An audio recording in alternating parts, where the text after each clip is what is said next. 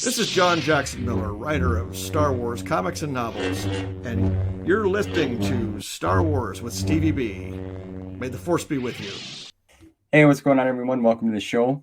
I got Jeremy from Stupid Chainsaw Productions with me here today. He's an OG when it comes to the Star Wars galaxy. He's been around for a long time making content, years. He does book reviews. He's the host of the Legends podcast, where he has co-host Dylan from the Legendary Couch, and also our friend Noah from Quality Autism. And they have great conversations and topics, books, films, you name it. They break it down. They give it to you straight how they feel, and I appreciate and respect that. So how you doing, my friend? I'm super excited to have you on today. I'm good. I'm honored to be on. I didn't realize I was an OG till people started saying it like last week. Well, yeah. I mean, if you look back, you've truly been doing this for quite a bit, some time. You know, sharing your passion, and you're going through book reviews. And recently you just put one up for the Jedi Apprentice series, which I love that series. Jude Watson is phenomenal. Yes, and Dave Wolverton was an incredible author. Yeah, I was going to touch on that, and you mentioned in there that you had a chance to meet him, and that kind of blew me away because I did not know that about you. And I really liked The Courtship of Princess Leia. I thought that was a phenomenal book. Oh, I think it's probably the best Bantam book. Yeah, I could see that. Yeah, just on the amount of lore that is discussed in that, and it's one of the few Bantam books that is brought up after New Jedi Order. Okay. Yeah, see, I haven't got that far in the time. You know what I mean? I'm working from the beginning of the timeline now and just kind of enjoying the ride. But I've picked and chose a few novels here. Like I read The Thrawn, Heir to the Empire, Jedi Academy, Courtship of Prince Shadow. You know what I mean? And then I'm like, hold on a minute here. I want to see how this feels, because I hear a lot of you guys talk about that, like reading it in chronological order and how everything kind of ties together. And it's impressive. It is, with a few continuity errors here and there, but like that's going to happen when you have a timeline that's 30 years old. Absolutely. And I mentioned this before, but it's just, I would hate to have that job of trying to decipher, okay, we're going to write a book, but hold on here, we got to check here and this point. It's just that would be tough. It takes a special kind of human to be that detail oriented. And the Holocron, they did a pretty good job.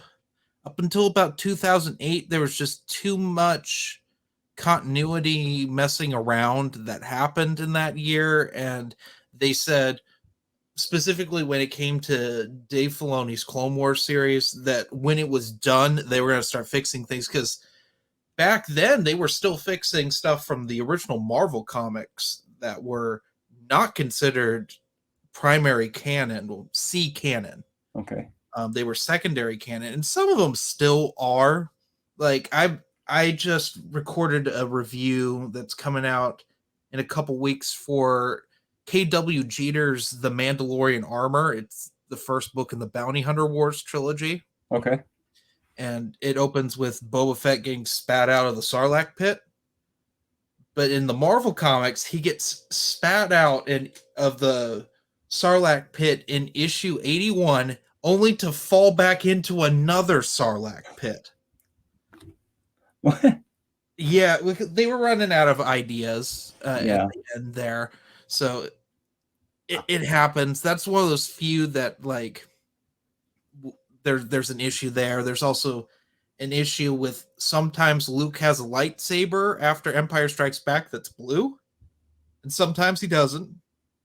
Really? Yeah, that's an art. I love Archie Goodwin, but that was a mess up on his part that just stuck for a while. So, and that's a simple fix. You just write a short story that explains that. Yeah, but well, I guess, but then you got something like you're just trying to play catch up or fix mistakes with other material and not trying to be creative in a sense. You know what I'm trying to say? You got to be creative with it. Abel G. Pena wrote short novella called Skywalkers, which went unpublished. It's now up on Star Wars Timeline.net, and that's a great story explaining the first Star Wars annual that Chris Claremont wrote. Jeez, But also, it's an Anakin Obi-Wan adventure in the Clone Wars. that's crazy. Yeah, it can be done. Yeah, I had no idea that like all this material that's coming out now are people that are bringing the light, like light cider, for example. That's a big hot topic right now. Yeah. It's just there's so, and I'm still trying to catch up on that. Mhm. So the amount of time and effort that goes into all you content creators and all you Star Wars fans that put it out there, it's just I'm thankful for it. Otherwise, some people just would have no idea. Mhm. It's just It's about preserving things, basically. right. So are you currently reading something right now? Star Wars or in general? Because I'm In always general. reading something. Yeah, I know you had the Dragonlance. I know you're a big fan of that, and that's quite a. You got a lot of books, my friend. Let me just say that. Yeah. I've had to build a collection twice. Yeah. So in general, are you reading something specific? I'm in the now? middle of 3 books right now. Primary focus is on Dragons of Spring Dawning, which is the last of the Chronicles trilogy, the first trilogy of Dragonlance. Okay. I'm going to be doing some re-reviews, which there were videos that did fairly well back in the day, but in my opinion, I didn't like how those videos turned out. I was trying to speed through reviews at the time, and some of them turned out good and some of them didn't. And so I'm going to just re-review a handful of things, and that's the start of that. Also going to tackle the X-Wing Rogue Squadron comics probably at the end of this year. But also I'm in the middle of Jedi Apprentice Book 4, The Mark of the Crown. Now, are you rereading them? Correct. Some of them? So it's hard for me to remember at this point. If I did read these, I was a child when they came out. Yeah. Jedi Apprentice was a little before my time as a reader.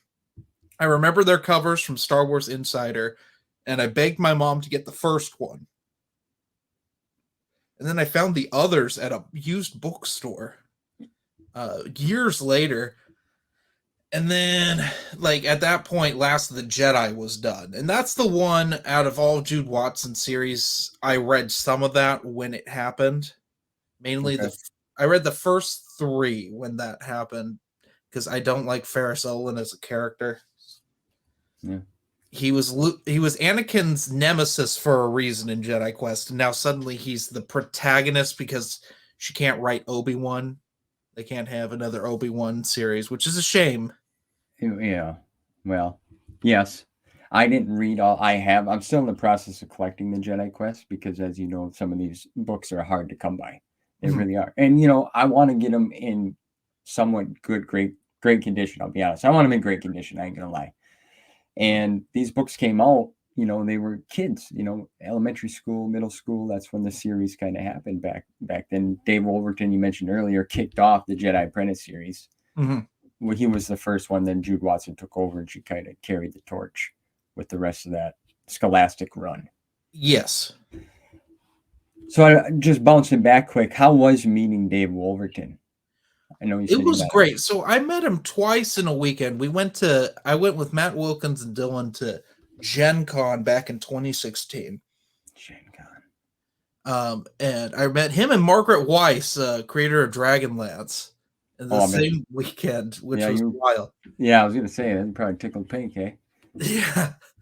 So we knew Dave Wolverton was going to be there. I didn't know Margaret Weiss was going to be there, but I'll talk Dave Wolverton. So Dylan and I first run into him at he was teaching a class on writing.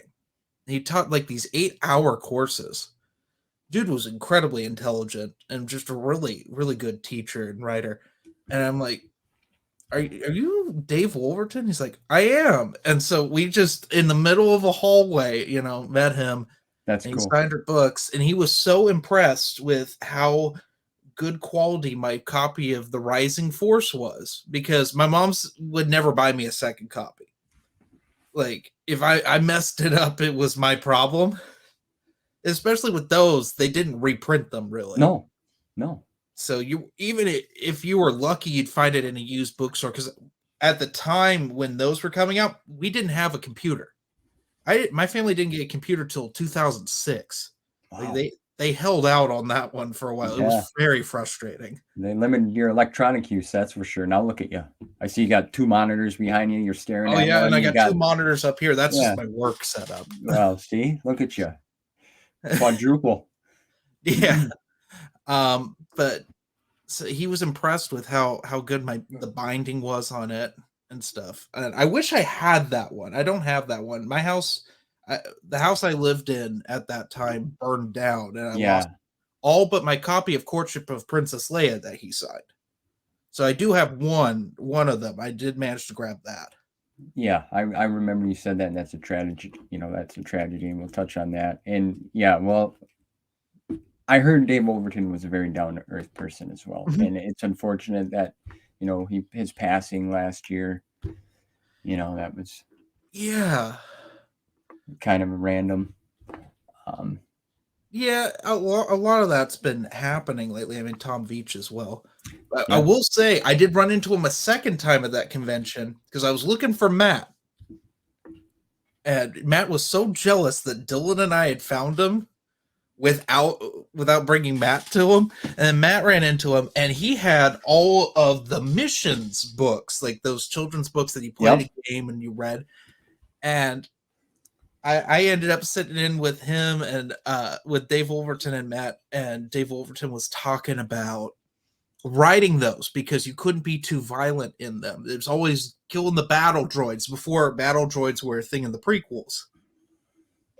And because he wanted back in the Courtship of Princess Leia era, that early Bantam era, there was a scene that he wrote of Chewbacca ripped the arms off of Dathomir Witch. And Lucasfilm told them they couldn't have that in the book. Well, yeah, that's a little at the time. Yeah, that would have been cool though. Because he wanted to bring up that, hey, Chewbacca can rip the arms out of the sockets of anything. Well, yeah. Well, I mean, even I don't know if you're familiar of the Book of Boba Fett show, but like the Black Chrysanthemum was ripping arms off in there. Yeah. So it's different because I was noticing that as I was reading through the Jedi Apprentice series, and I'm not trying to trail off here, but like the action sequences in them children's books back then were pretty decent, okay? Compared to now, I've read some of the young, the High Republic stuff, young adult stuff, and it's like the action isn't there. No. That I've noticed. I agree with you. I read all of the new canon stuff up until the Rise of Skywalker novelization. And you're right, with the exception of Lost Stars, that has some good space battles in it. And that was the first depiction of the Battle of Jakku. And that I think is solid, but like that's a really long book for like a YA book. Yeah, I heard good things about the book. I haven't read it yet. From Claudia Gray, I believe, did that one, but I heard it was pretty good. I think it's her best work, with really? Master and Apprentice in a close second. Because if you're not going to read, if you want the equivalent of Jedi Apprentice in the new canon, the closest thing you're going to get is Master and Apprentice, and it's a solid read.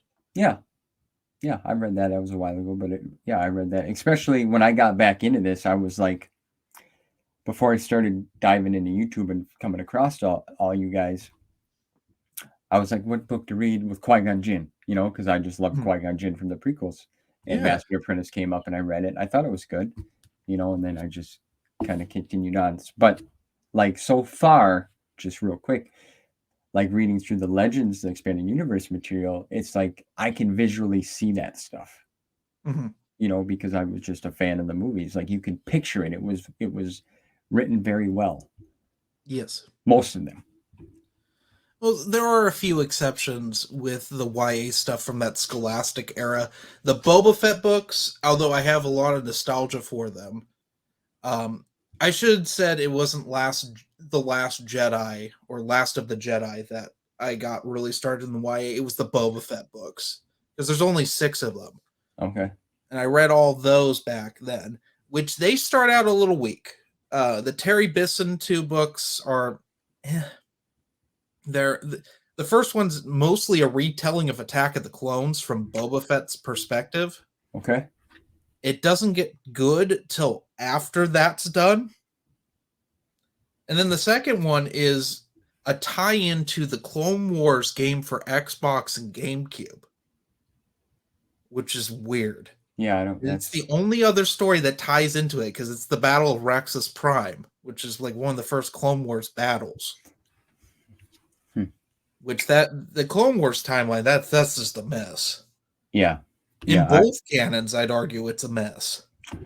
Yeah, I recently had Datacron Keeper Evan on, and that's kind of his specialty. He likes to break it down, and it's interesting because I just recently watched the 03 Clone Wars, and I thought it was great. Mm-hmm. I've watched the TCW 07 or 08 Clone Wars. I liked it. You know what I mean? So like season 6 and 7 was like, okay, is it new canon? Is it Legends? Is it both? Like, I didn't understand that, right? Season 7 is not Legends at all. Okay. Season 6 is, I argue, isn't Legends because it came out after the buyout happened. Although it was made to be in Legends, too many of the episodes don't make sense in the Legends timeline. I mean, you get the spirit of Darth Bane doesn't act like Darth Bane. You got, well, the worst of it was the Mace Windu Jar Jar team up. Yeah. That was made for children. You know, yeah, right. Well, and you got to remember this. A lot of this, I mean, this all started off. You wanted this to be a kids' movie anyway, or family-oriented movie. Yeah, that was the vision. Mm-hmm. But it just grew from that. But like Mace Windu, you mentioned, like I really love Shatterpoint. I thought a great novel. That's one I meant to review. I have to reread it now. I meant to review that, but it was in that era where I took a break from book reviews. I read that during that time. And that's a solid one. That's one that's grown on me. I didn't like it the first time I read it. In fact, I gave up on it. Really? It's the first person stuff. I'm not a first person kind of. It really takes a lot. I agree. I'm not either, but this book, I don't know. Maybe it's because it's Mace. I don't know. I think it's because it's not all first person. Well, that too. It's also the Vietnam of Star Wars books. Yeah. I mean, to me... Oh, I'm sorry. Go ahead. I was just going to say, it's wild. It becomes chaos in the second half. I love it. And, you know, to me, they picked Samuel L. Jackson as the perfect character, perfect human being to play that role. He's got that vibe.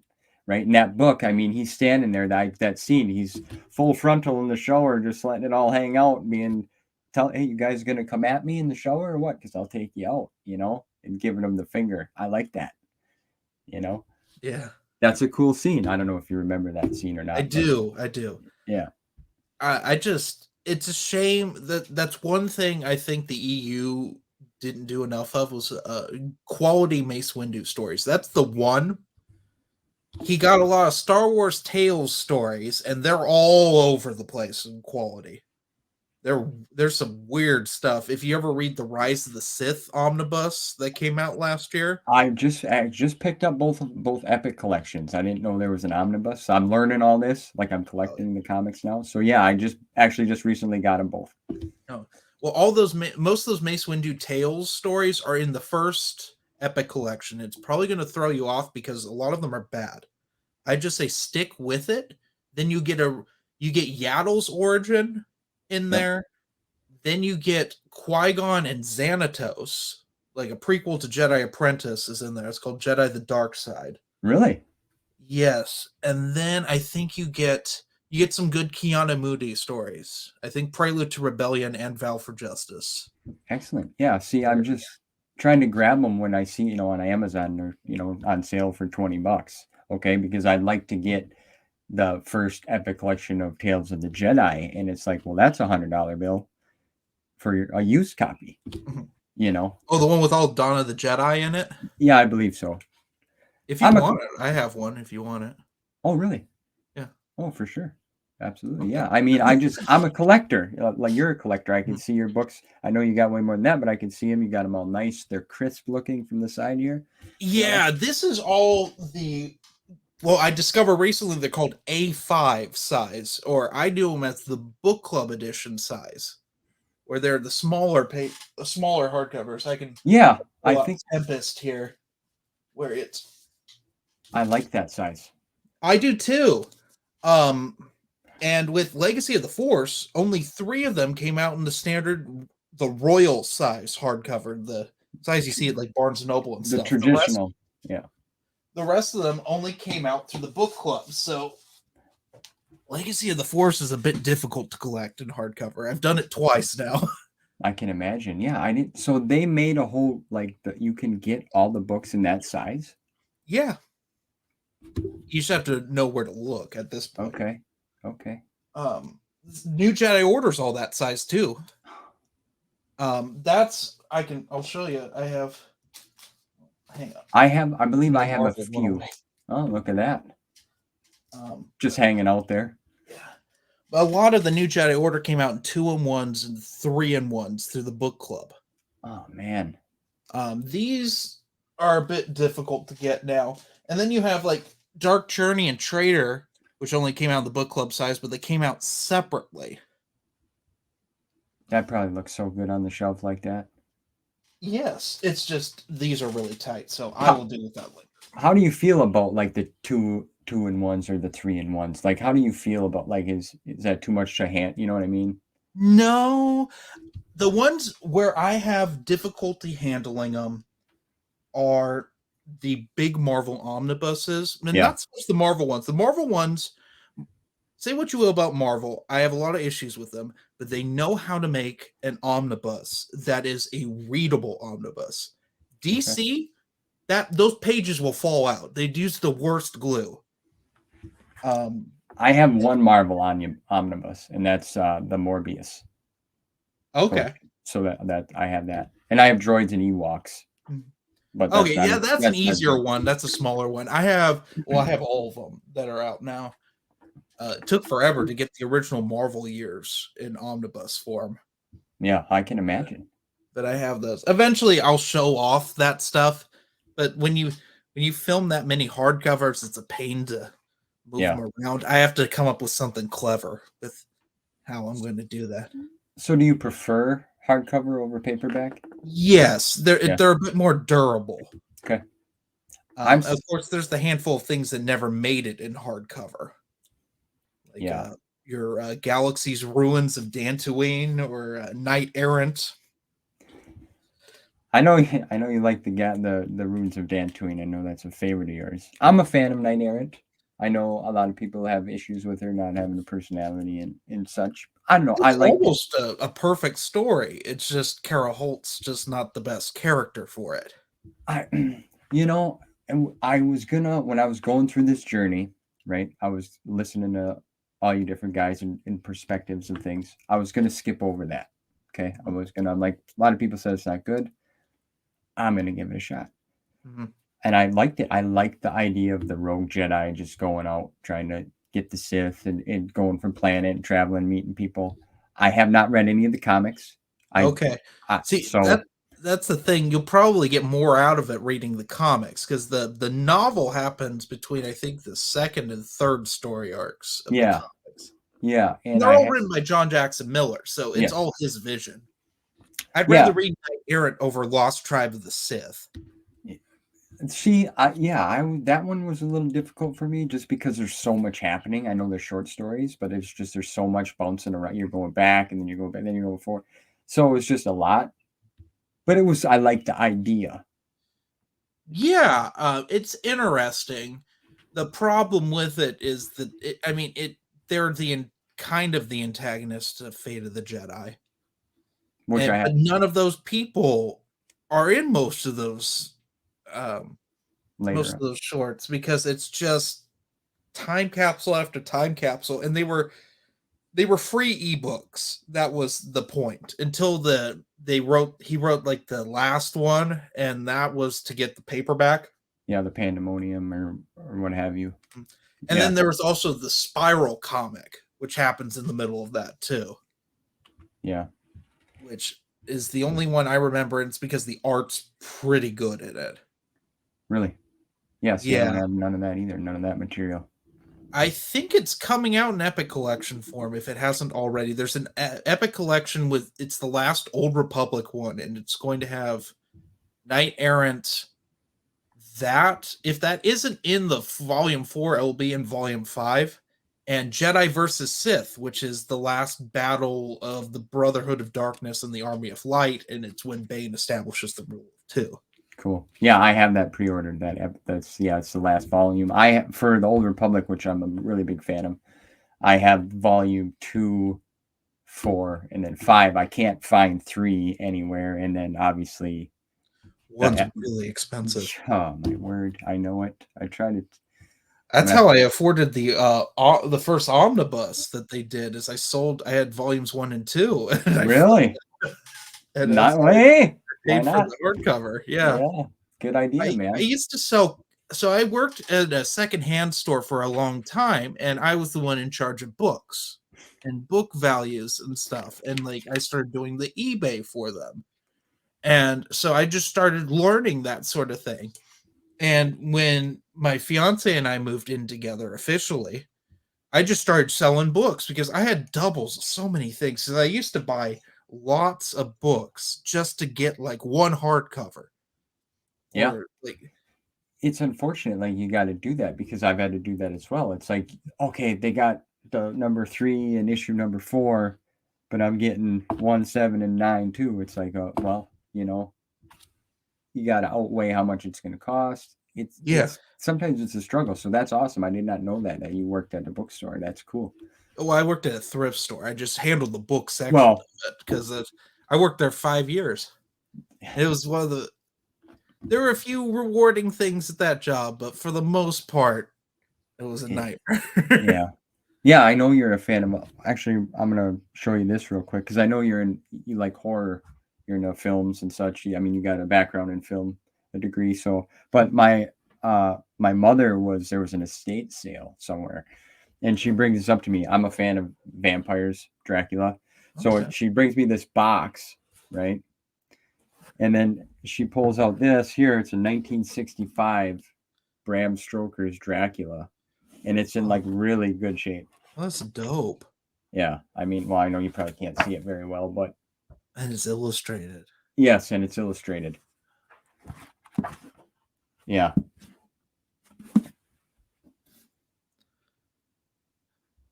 little bit of, but I mean. Oh yeah, it's just from the 60s, you know. Yeah. That's gonna happen. That's an inevitability with books. I just figured I'd share that. I thought that was really cool. That is dope. You paid like $5 for it or something. I don't know what books are. I know, obviously, going through the Star Wars thing, I know there's a market for books, you know, and it's a good thing and it's also a bad thing because, like we talked about, they don't reprint some of this stuff, so then we drive the value up. Like I bought the Jedi Apprentice series for $100, and I'm missing the special edition book number 2. Oh, okay. Yeah, and the thing is, so part of the problem with the whole the Star Wars market right now, it's going down. It's going down very slowly. Especially new canon stuff is going down, with the exception of the early stuff because they didn't sell well originally because the fans were upset that the timeline got rebooted. Yeah. So like your New Dawn, Tarkin, Heir of the Jedi, that sort of thing, those early books are expensive. But like I actually there's like a duology book with John Jackson Miller. I met him and I bought it from his stand, but it's got Tarkin and a New Dawn in it in one. And a couple short stories. And a couple shorts. Yeah. So it's cool. I got it signed. So it's cool. And then I bought the New Dawn as well from him because I heard, because that was a novel that was like right there. That was already in the works prior, I believe, to the Disney, like the Rebels. Yeah. It's like there's a gray area. So there were a bunch of authors under contract, and the thing is, like, Christy Golden will never tell the truth on certain things, it's very frustrating because she claims that she didn't write anything for Sword of the Jedi, and that's been contradicted by everyone else. Okay. But there are authors, because they want to write again, they won't say anything about stuff they wrote. Right. So I know that she was contracted for at least 2 books because we got those, Dark Disciples and Battlefront 2. Those were old contracts. Paul S. Kemp had one more book, which I think was the 3rd book in his weird, oh gosh, I can't remember what the character from Jedi Academy, the game. Crosscurrent and Riptide were the books. I can't remember that character's name for right now. It's a character I like. It's at the tip of my tongue too. Yeah. Yeah. Kyle Katarn's apprentice. Yeah. Man, I used to play that like online all the time and just go. You could lightsaber battle in that one. Yeah, it's fun. It's the best lightsaber combat in a video game. Yeah, 100% agree. 100%. So much fun. And then you had to download the skin so you look like a different character. I remember those days, man. The classic.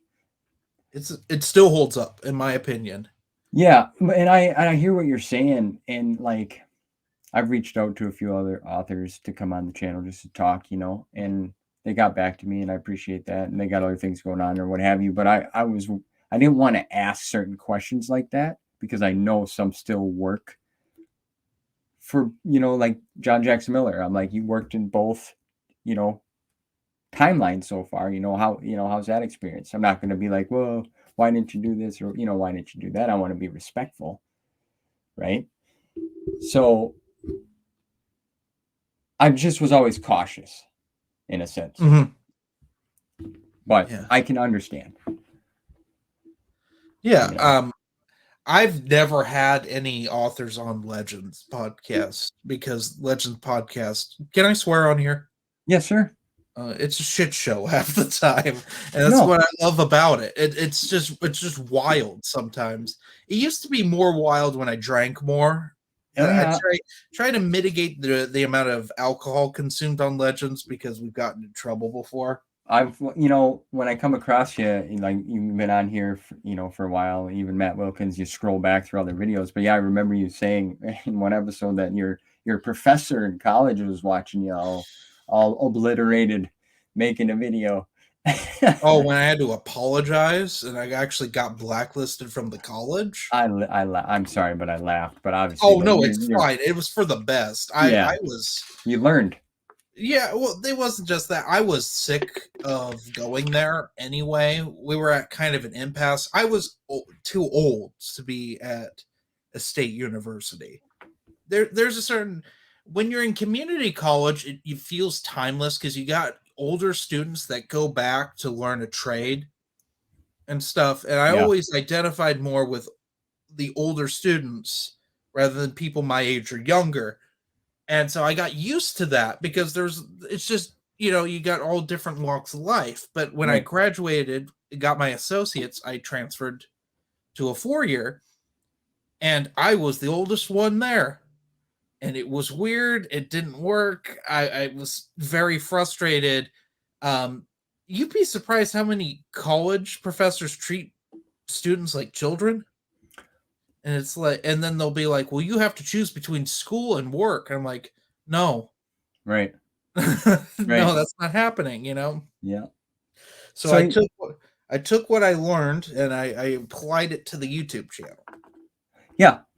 And I know we trailed off on this. We've had such a great discussion so far, but like to get into the brass tacks, I wanted to get Jeremy's backstory.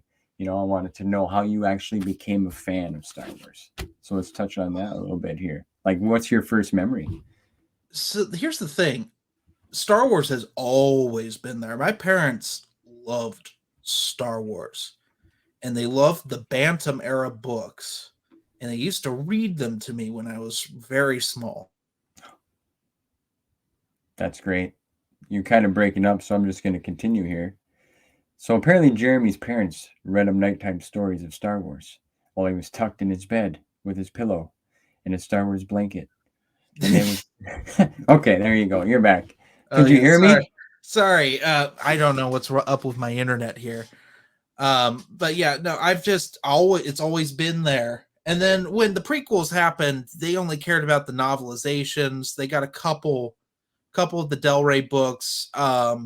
Weren't really fans of New Jedi Order. Well, my dad just didn't care. My dad got into philosophy and stuff and reading like more nonfiction and just moved away from that. Sure. But when I was going through elementary school, I couldn't read. Like I just didn't understand it until I was about 10 or 11. And I just started getting Star Wars comics because my mom was just that desperate to get you. Give them something. And then I got the comics, and then I just kind of learned to read with Star Wars. That's awesome. That is awesome, man. And then the whole Disney buyout happens, and I was on YouTube at that time. I had two channels. I had a ranting channel, and I had a channel that was like my backup channel because the ranting channel got strikes. Yeah. Me being an asshole. I called certain people that were very powerful YouTubers at the time names, and I got flagged.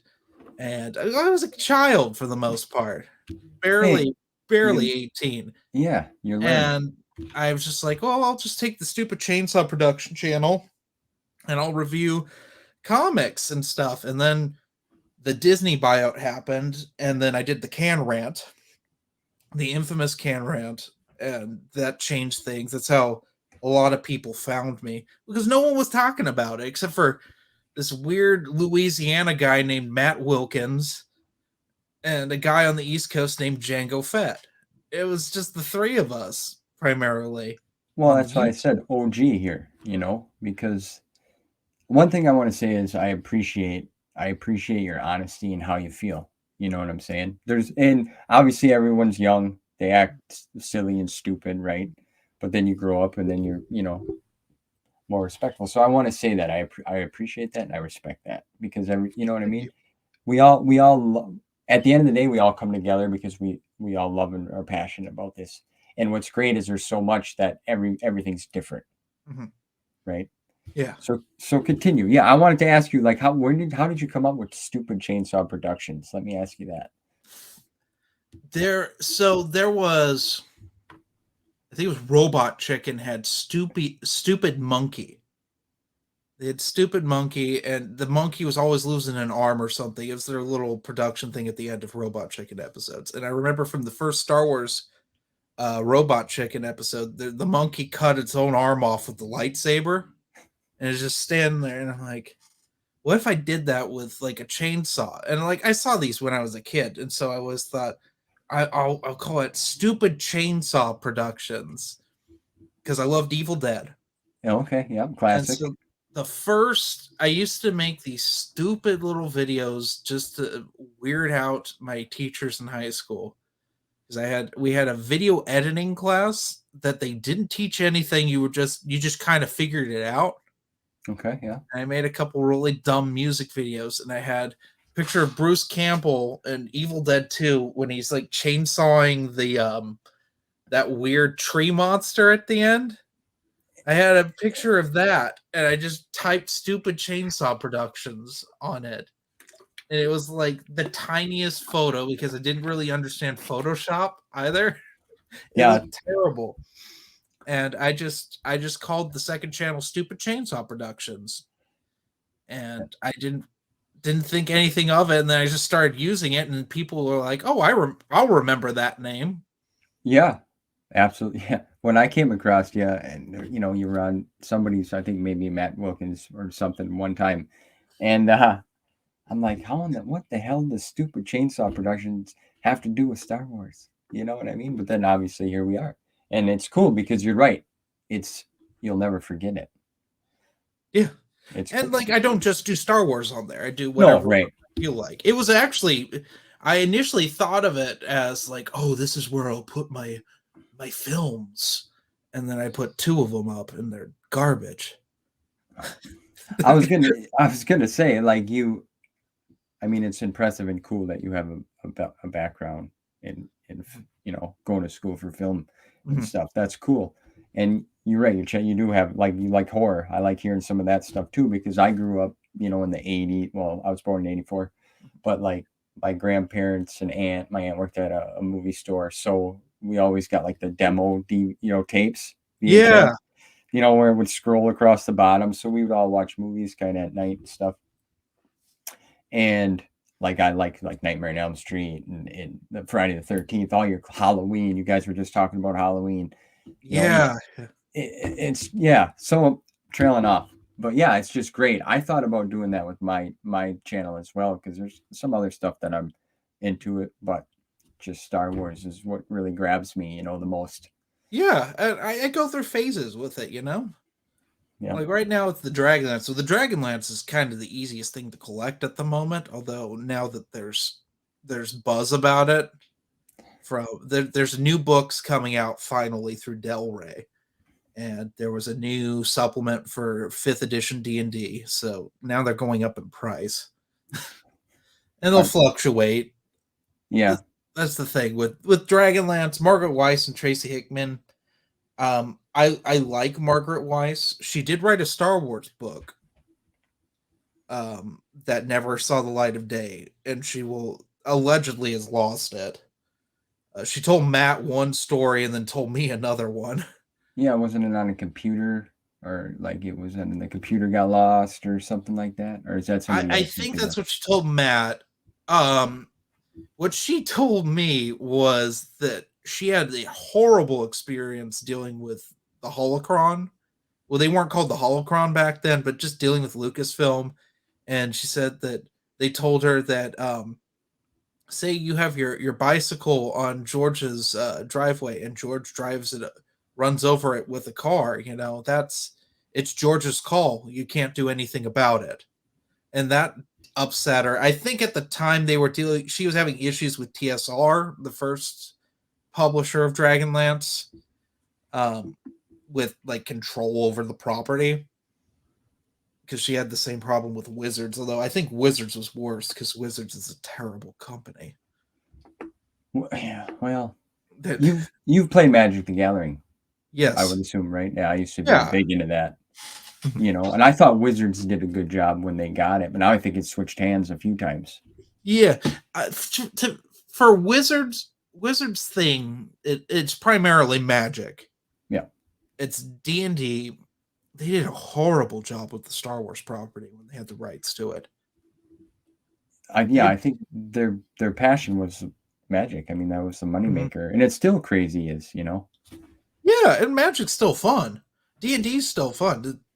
But sometimes they don't run things well. And they screw authors over.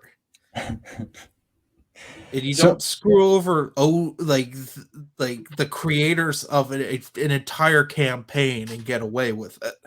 Right. Well, that's why you don't see Dragonlance published through Wizards anymore. It's published through Del Rey, which is the weirdest thing to me. Words cannot express how bizarre it is to see a D&D property published under Del Rey. Yeah, it's probably going to be different. Bizarre. It seems like they're kind of gobbling everything up in a sense. Yeah. I don't know if that's a good thing or not. We'll see. They're getting rid of mass market paperback, size. That's what I heard. How do you feel? Well, what are your thoughts? I know you mentioned it before on. There's something about first of all, it's very clear that they're doing it so that paperbacks cost more money. Yes. I'm not a fan of the thing with take the Essential Legends collections. Love the look of them. They're not well-made books, on a binding standpoint. The pages are really thin. It's a cool size, but there's something about I got here's a Dragonlance book. This is from Ice Wall Trilogy. These just came in. These are just better made. It's a nice size. You can fit it in your pocket. If I'm wearing my coat, I usually have a paperback tucked in my pocket, and you can go about your day. But you can't do that with these bigger paperbacks. They end up getting all folded over and stuff. Yeah. See, now the trade paperback size fits good on the shelf. You can get a lot more condensed. Mhm. I agree now that you said that. The Essential Legends collections, they look great. I love them. I got them back there. You're Mhm. right, they're flimsy, but I like that size, like you were talking It's a good about with size to read. It's like the A5s. yes, They're about the same perfect. size. I don't And have any. I don't think I have any anymore of the Essential Legends.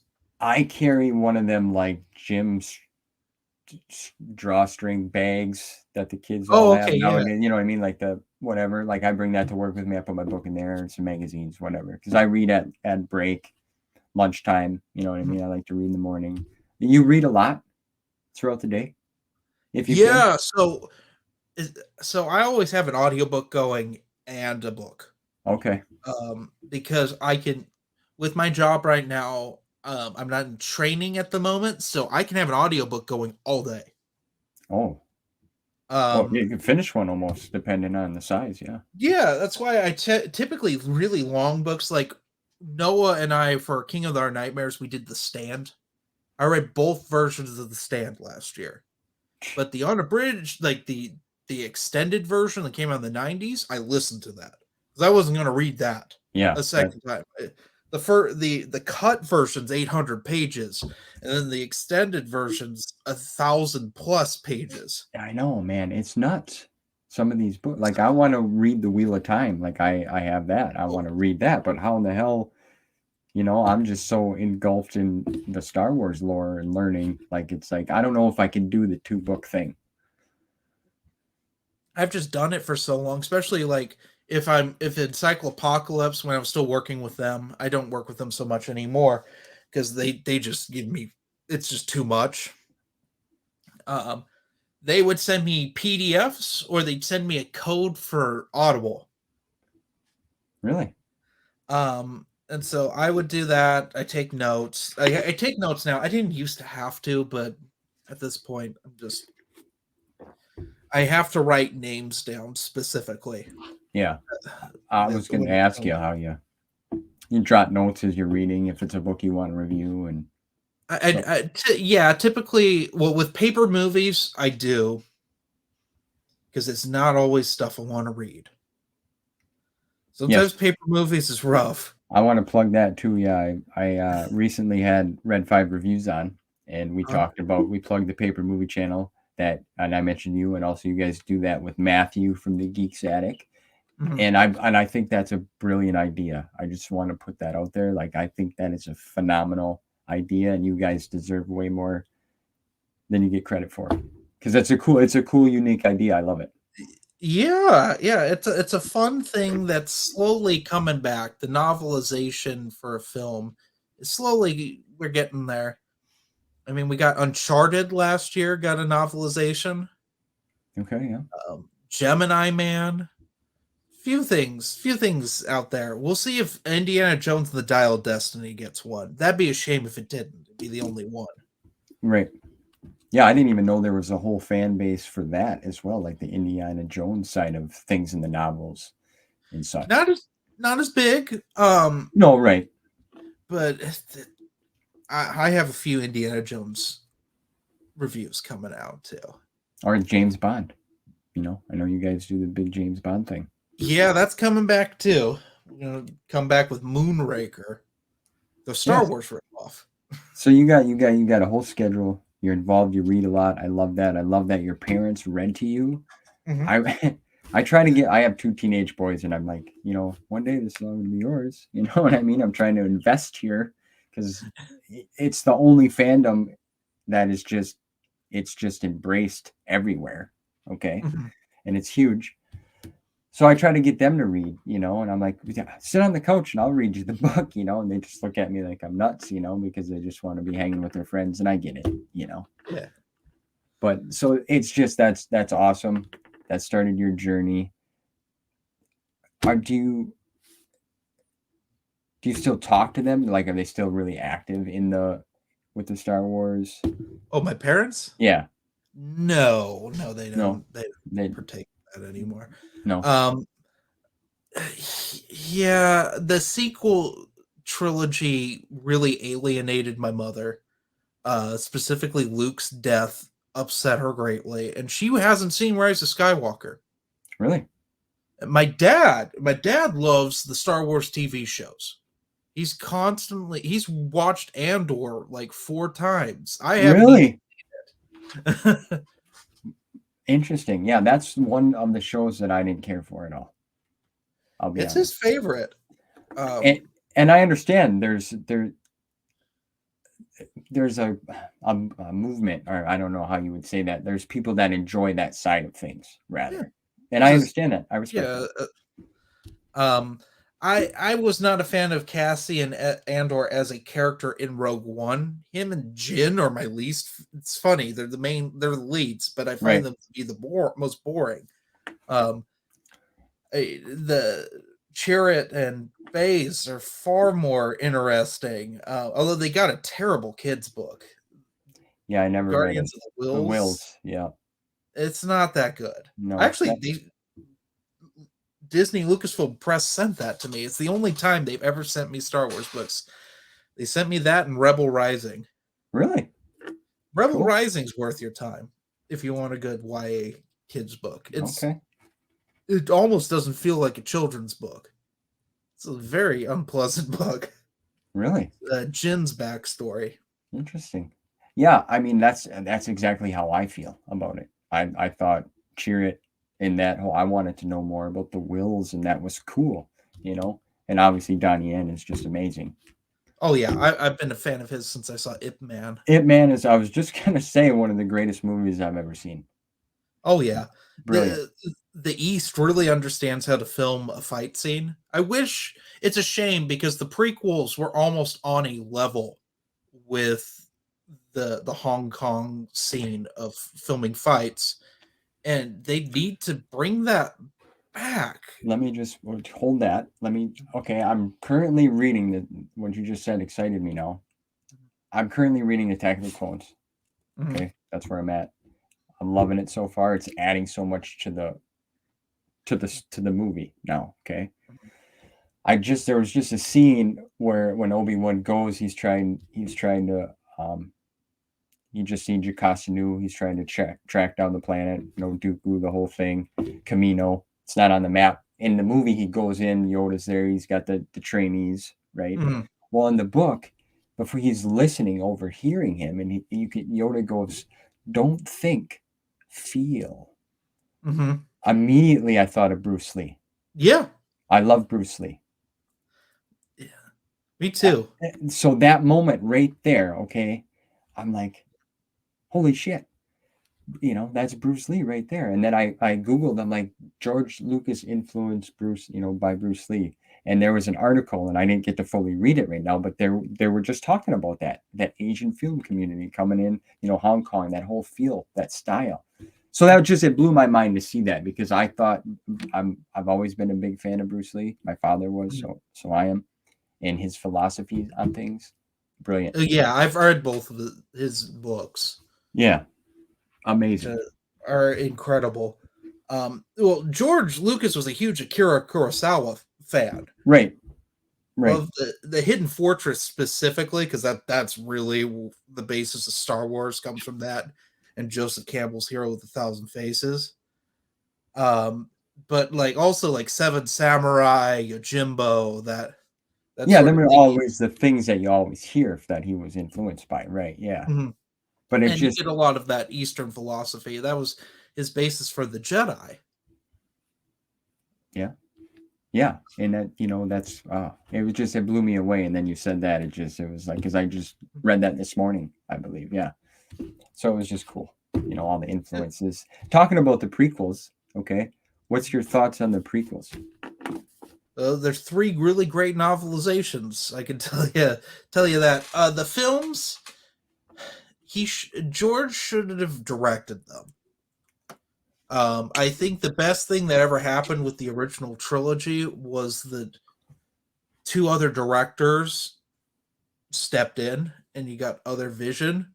Okay. And that was the original plan. Was Spielberg was going to direct one, and I think Ron Howard was to direct another. And they said, "No, George, you can do this." And there's brilliance in the prequels, mainly in just like the political side, because everyone complains about the politics of Star Wars, but if you read like Darth Plagueis Yes. and like Cloak of Deception. Book of Deception, like the Lucino stuff, the Star Wars politics are fascinating. It's how he shoots stuff, Yes. the way he cuts, the way he frames dialogue shots are horribly boring. With that being said, the prequels have more potential, in my opinion, than the sequel trilogy, because the sequel trilogy, unfortunately, was a bunch of people who didn't like the prequels. They wanted to do everything the prequels, like opposite of the prequels. So the original trilogy had some politics in it. I mean, you have the Death Star, all the guys meeting in the Death Star talking to the politics. You get that set up. In the prequels, it was all politics. The sequels, there are no politics. Yeah. And so that becomes a problem in it of itself, because you're like, what's the First Order doing? We don't get that till Rise of Skywalker, what the point is. Good point. I mean, at that point, there isn't even Snoke. Yeah. And like, the main antagonist is gone at this point. And is Kylo Ren even the antagonist at that point? Like, yeah, I don't know. I like that character though. Like I need to rewatch him. That's the trilogy I've watched the least. Oh yeah, I've only seen Rise of Skywalker once, and that was in the theater. Oh my goodness. I'm known for shitting on Disney Star Wars, so I'm trying not to for this interview. For the sake of just being different here. Yeah, no. But Rise of Skywalker, I consider one of the worst large budget movies I have ever seen. It's up there with the Hobbit movies, in my opinion, as just, I was embarrassed to be there. That's a really good example, my friend. And they're both overblown budget movies that honestly, it's wasted potential. That's what it is. Yeah, there you go. In my opinion, the sequel trilogy it doesn't feel like a trilogy. Right. It's like the most anti-trilogy I've ever seen. Yeah, it's different. That's why I don't think it feels like it. The placement of it is good. It doesn't feel correct. They never planned anything, and that's so frustrating. You can't make a trilogy without having a general outline of things that are supposed to happen. Yeah. And so, because you end up with Rian Johnson doing his thing, and it contradicts J.J. Abrams' thing, so then they hire J.J. Abrams back to try to do his thing again, and it's just a mess. I mean, Rose Tico had nothing to do in Rise of Skywalker. Yeah, she's not even going off with the main characters, and she's arguably like one of the biggest characters in Last Jedi. Like, that's bizarre. And then like we have what's Carrie Fisher's daughter's name? Billy Lord, I think is Billy. Yeah. But she has more lines. She has lines that Rose should be saying. It's just weird. It's weird, and at times it feels petty between directors. You could tell in Last Jedi that Mark Hamill didn't want to be there. Which when you can tell when a professional like it, because you could tell sometimes in the prequels that actors didn't want to be there. Like, you ever watch Phantom Menace? You watch the dinner scene at Anakin's home. Yeah, Liam Neeson looks irritated. It's because they shot it like 30 times in a row. Because poor Jake, he was like 7. Yeah. People give him crap, and there was that drama too. But I mean, the kid, he was supposed to play a kid though too. I don't think he's the worst actor in Phantom Menace. No, that's Natalie Portman by far. I never had a problem with him. You didn't like Natalie, hey? Not in the first one. I don't mind her in 2 and 3. She's just a little too young to have a role like that, and that's always weird. That's one of those weird Lucas decisions. Yeah, he does these with Indiana Jones too that just boggle my brain. Well, that's what he sees the vision, though. We don't. He sees the Yeah. potential in the people. You know what I'm saying? Like everyone deserves credit because it's got to be tough. It's hard. Even the writer, the yeah. producer, whoever, the guys behind the scenes, the makeup, like they all have their role. And I appreciate what they can do for us or what they try to do. But I agree, like what you said about comparing it to the Hobbit trilogy. Like that was perfect because I love Lord of the Rings.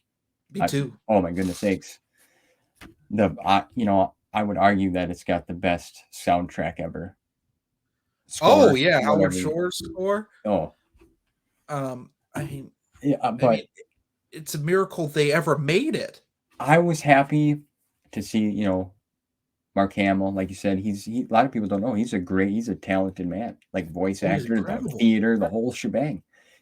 So we get Harrison Ford back, we get Carrie Fisher. So it was great to see all them characters. But yeah, like coming back never in seemed together, and I right, think I that's know a it. wasted opportunity. Orlando, Billy D. Yeah, I will say he was my favorite part of Rise of Skywalker. Just seeing him again. 'Cause, Unexpected. I mean, they had to do something because Carrie Fisher died, and you can only do mocap for so long. Especially when they promised that they wouldn't do it, and they did it anyway, which was just rude. Yeah. So I want to go back and rewatch them again. I want to watch them with my wife because now she's getting involved a little more. I'd like to see her reaction to them. Be open-minded, right? Yeah, I have not. That's the only Star Wars. Actually, I haven't shown her my fiance the TCW movie or the Ewoks movies yet. But we watched the original trilogy, the prequels, and the 2 spin-offs. Okay. And we watched Kenobi, the Obi-Wan show together. Yeah. Which I was not the biggest fan of. I enjoyed it. I liked it. But I think I'm biased because I like it because of nostalgia. And I tried to not do that. No.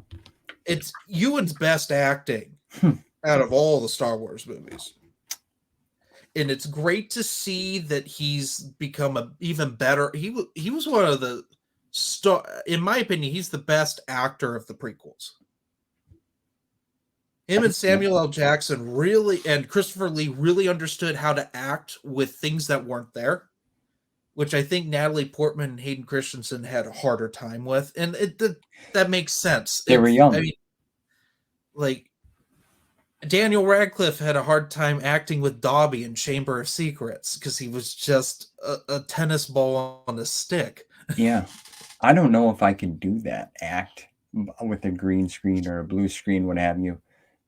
That's the kind of the difference, in the film, the way they did the films, to the original trilogy, you had the puppets and, all this activity going on. Now we're just standing in front of a screen. We're trying to, show our feelings, come off strong, emotional, what have you.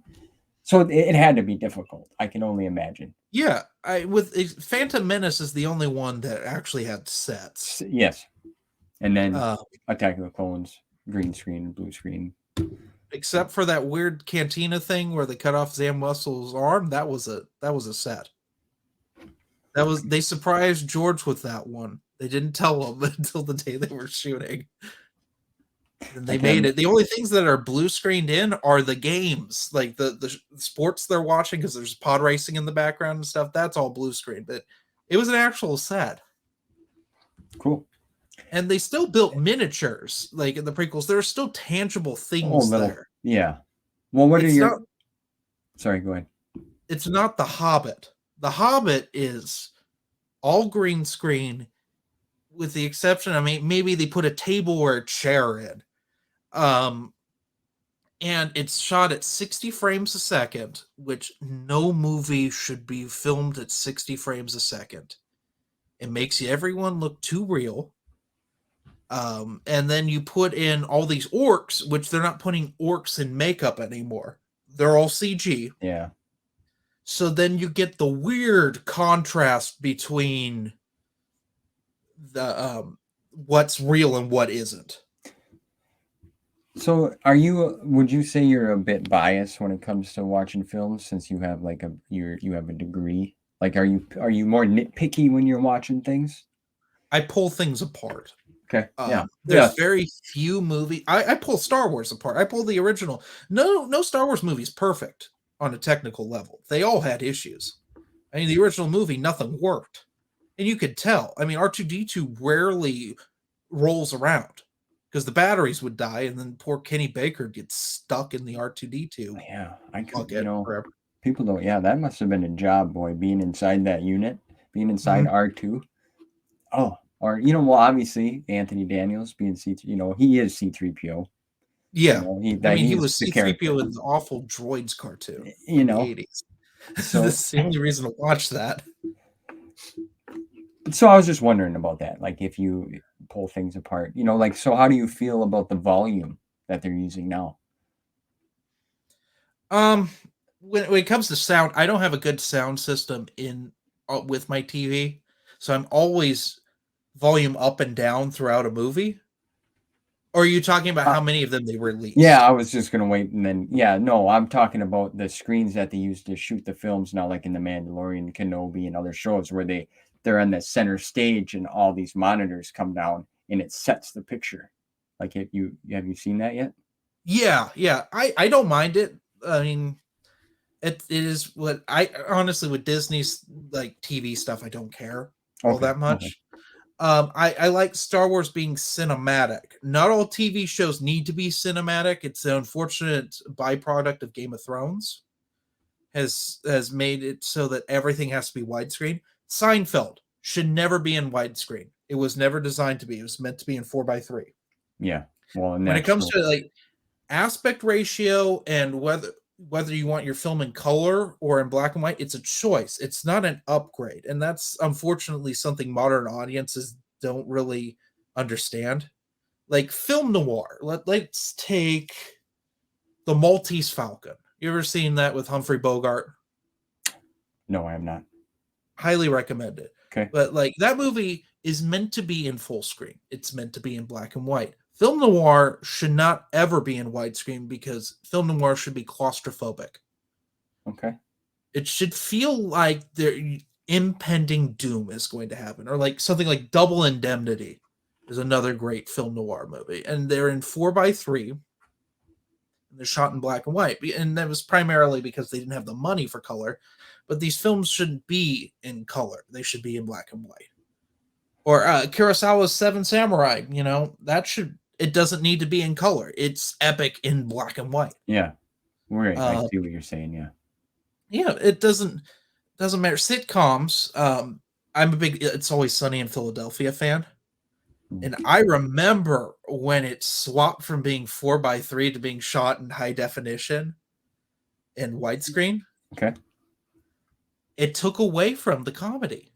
Because part of It's Always Sunny is it looked like a dingy, awful show. Because these characters are horrible human beings. And nothing works out for them because they're so awful. That's how It's Always Sunny should always be set up. And what helped that was that it was in standard definition and in 4:3. Just full screen. I never would have looked at things that way.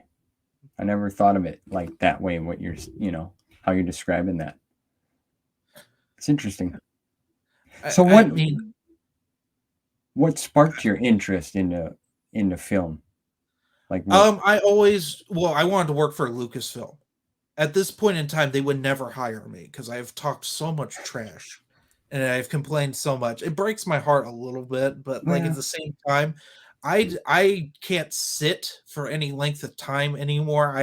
I like to work with my hands. I don't like to be on the computer all that much. I make the laziest looking videos ever, so I can edit them quickly. It's real, and that's what I like. That's what all this fancy stuff people's doing. Like, it looks good, it's cool. They got this coming on the screen. That's what zooms up, and it's like, I appreciate the time that it takes, but like, I'm just a real person. You know what I mean? Yeah, I'm gonna be honest. We don't get paid to do this. No, this is what I love to talk about, and I meet people like you, and I can sit here and talk to you for hours, and learn something. That's what I love, is I learn something from each and every one of you. Thank you. I'm glad that I'm glad that people even listen to me at this point. Well, that's what I thought too. It's like I got inspired by a few folks. Ben at Timeline was somebody that inspired me. Adam from Red 5 inspired me. It's like I'm gonna give it a shot. I was nervous as hell, but like no, this is what I like to talk about, and I want to know more and get involved with the community and a group of people, and that's what I'm doing. And I'm bringing stories, and it's having fun. Yeah. So yeah, I was curious if like because your parents, they were a big involvement in your life. They got you into Star Wars, so you already knew about the books reading, but now I was curious if like it intrigued your film background.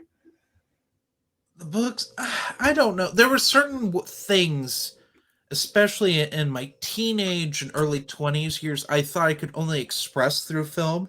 And it's recently I've started writing for myself. Whether I'll ever publish anything or not is beyond this point. But like, I hit a point when I was filming, we were filming Bloodlust. So this is my magna opus 4-minute film for Chico State, and everything that could go wrong was going wrong. We didn't have an audio team, so we had to shoot a silent film without blocking for a silent film. So I had to do all this ADR and stuff and talk over it, which I didn't plan to do. Our lighting guy was trying to direct and was also being a creep on all the female cast members. It was just, I had the most angsty cinematographer that she just didn't want to be there the whole time. I was drinking heavily through making it. We shot this thing in 2 days, and I always had beer on set. We're shooting in my parents' rental because this is right after the fire happened, so they were still in a rental. And then I had planned like all this blood and stuff, and we couldn't film with the blood because we couldn't get tarps down because it was a rental. Yeah, so we don't want to destroy it. I couldn't ruin it. I didn't live there. Right.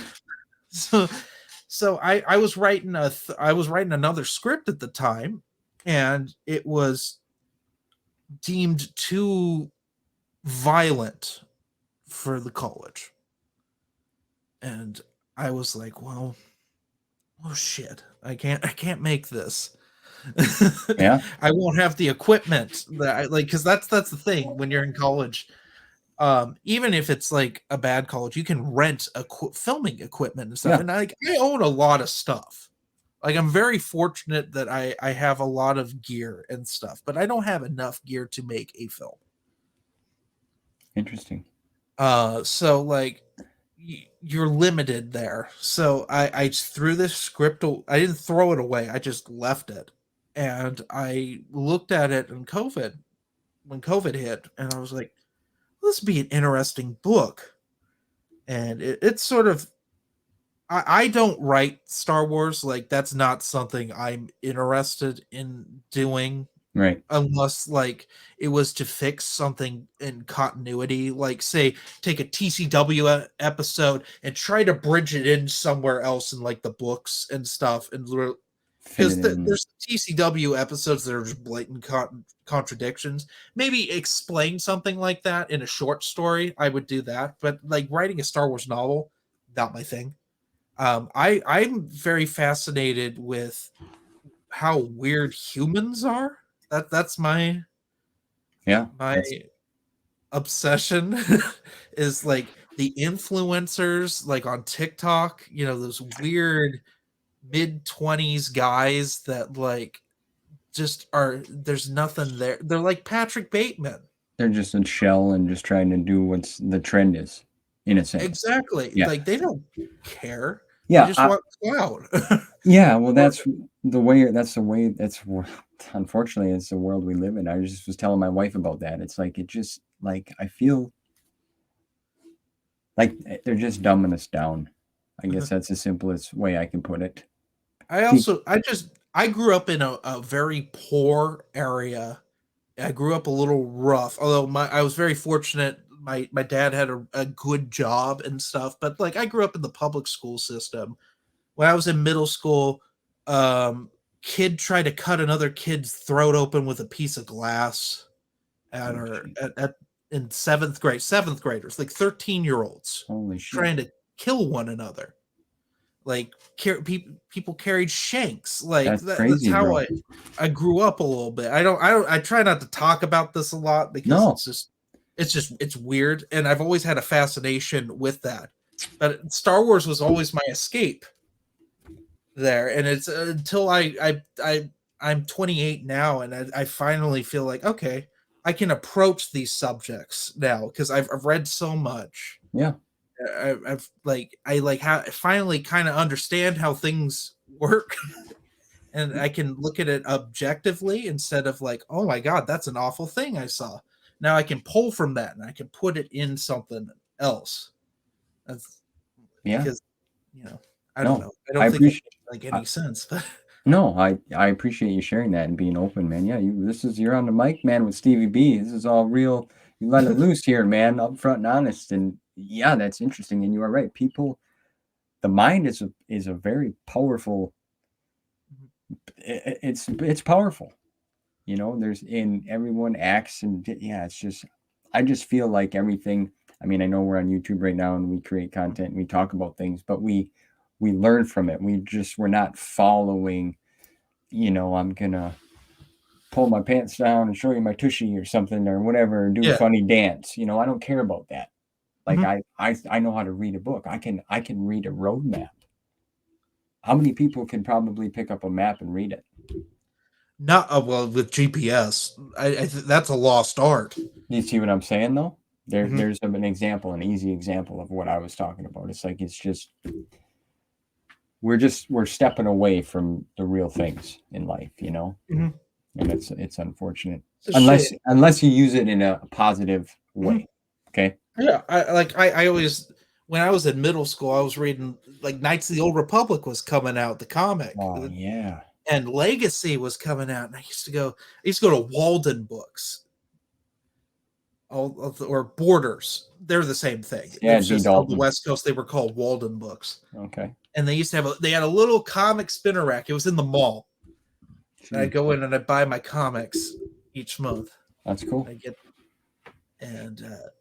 was my escape from all that wild stuff I didn't want to process because I was still a kid. Yes, sir. It was weird. I mean, I saw police brutality when I was a young teenager. Not the police. We had a security guard, and he dumped like a whole can of mace in a kid's face. Oh my gosh, that's and so like that Star Wars was how I coped for a long time, and it, like as an adult, I've been through some shit. Yeah, I was just gonna say, man, you said you lost your house, and you went through a rough time, your family and yourself. Mm-hmm. You live in California, and the fire. Obviously, the California wildfires. Yeah. It's a big tragic event. So, I mean, you guys lost. Oh God, yeah. I could. Do you want me to get into it? Well, I mean, yeah. Go ahead. I mean, I know. Yeah.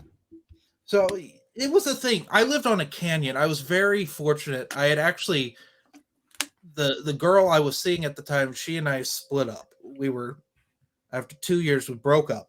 And I had to move back in with my parents. And you got 1 second. You were the wildfires. So we had a fire scare the year before. We actually had cons. They brought people out of the county jail, and they had to cut a fire line because we were on a canyon. It was 5 acres straight down this canyon. It was a beautiful view. You could see like the Feather River and stuff. Okay. It was beautiful. It's like living in the woods. Like you walk down your deck and perfect trees scenery and stuff. But with that, it's very flammable. There's not a lot of water because California is constantly in drought.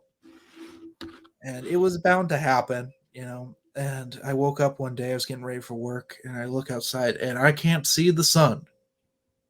And I'm like, oh boy. And there had been a fire that started across the canyon. And this has happened before. And I was like, ugh. I'll stay home. I called in to work. And I was like, hey, there's a fire across the canyon. I'm going to I'm not going to be coming in case I have to evacuate. Well, unfortunately, there was a big wind, so I never saw the fire go all the way down and up the canyon, although it did. Okay. The wind took sparks and lit my side of the canyon on fire. And shit hit the fan. And there's parts of it I don't remember so much because it was just so crazy.